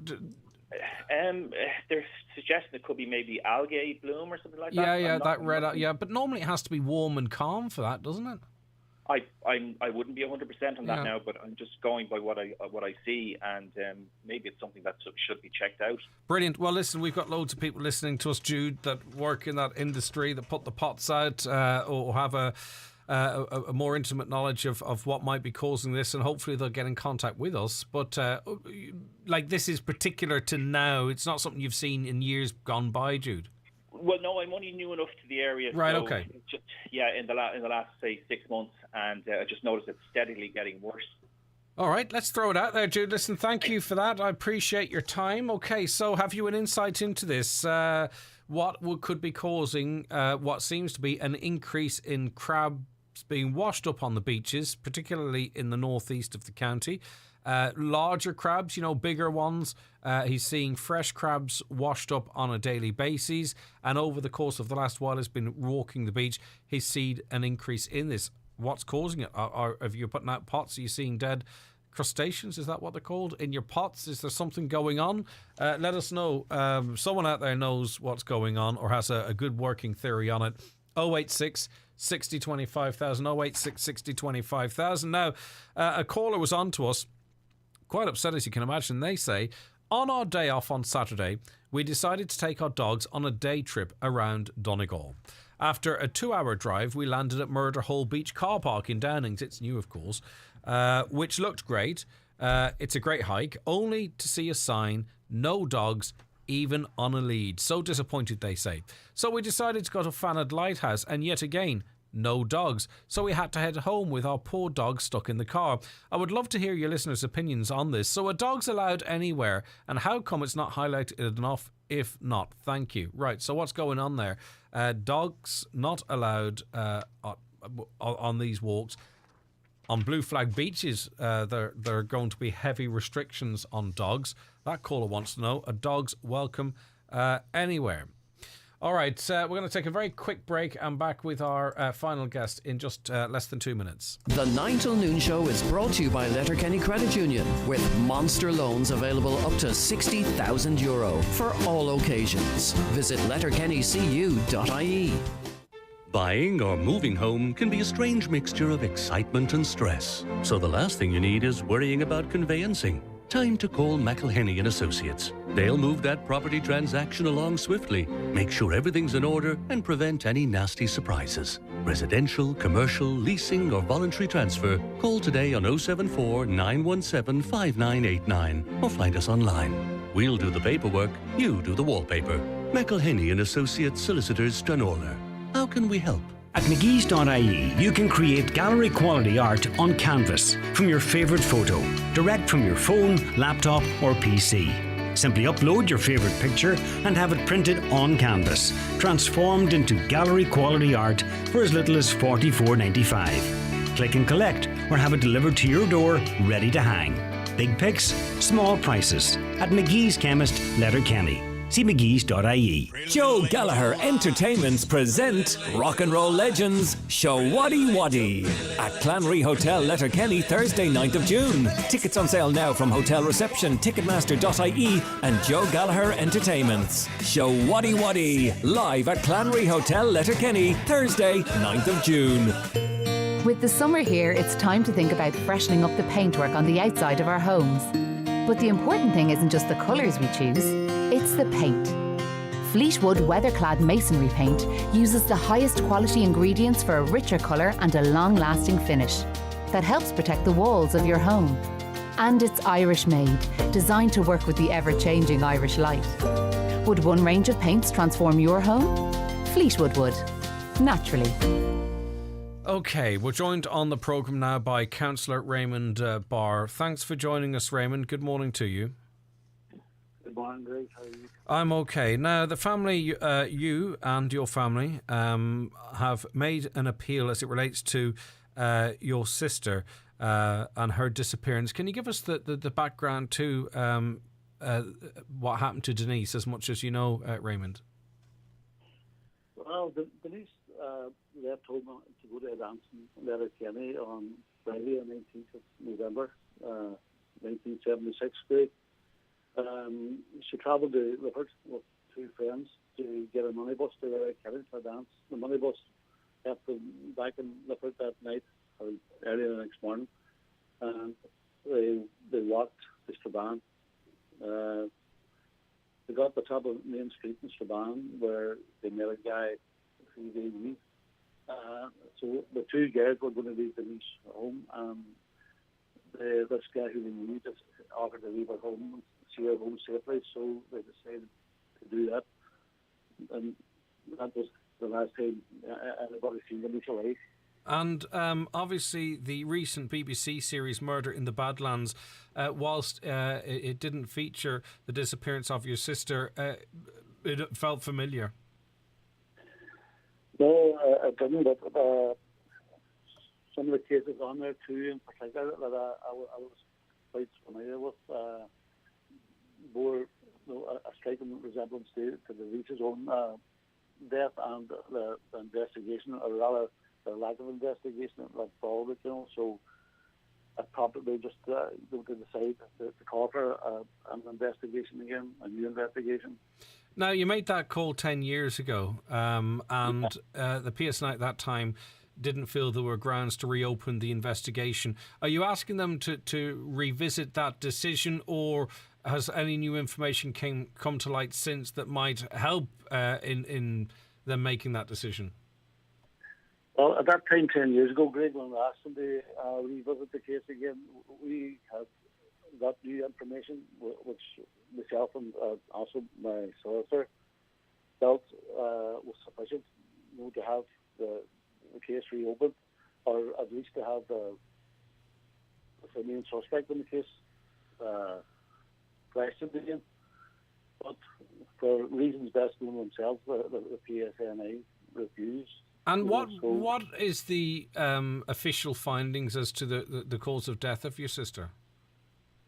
Official finding was an open verdict, and the cause of death was drowning. But bear in mind that the leak was found in 8 inches of water. Clearly, then, between that and other information, your family believe there was foul play. It must just compound the loss and put the frustration through the roof that you feel that what happened to your sister's not being properly investigated. Absolutely, Ray. The situation at that time, there was witnesses came forward, and the RUC at that time actively discouraged witnesses from making statements. I know who killed the Reese. I have absolutely no doubt in my mind. I know who killed the Reese, and he's walking free. And you're right, it certainly compounds the whole situation. Well, even more so. Do you believe this is bad police work or a cover-up? I believe it's both bad police work and a cover-up.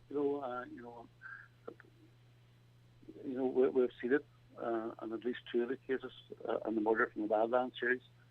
We see it now in the O'Donoghue case in Belfast. There's this perception, in my own opinion, of doing things for the greater good, but that principle to me is unethical. It's immoral. At the end of the day, there's no greater good than the safety of children. And your sister can't be sacrificed to that end either. I mean, no individual should be expected to accept that. Raymond, I hope you get the answers in the investigation that your family wants and needs, I imagine. But for now, thank you for joining us. Thank you, Rick. All right, Councillor Raymond Barr there. Right, we threw up onto our social medias a poll for you. We asked a simple question. Do you think cannabis should be legalised in Ireland? On Twitter, 69.2% of you said yes, and 30.8% said no. On Instagram, 62% yes, 38% no. Interesting to see both findings really quite similar in that regard. Okay, that's where we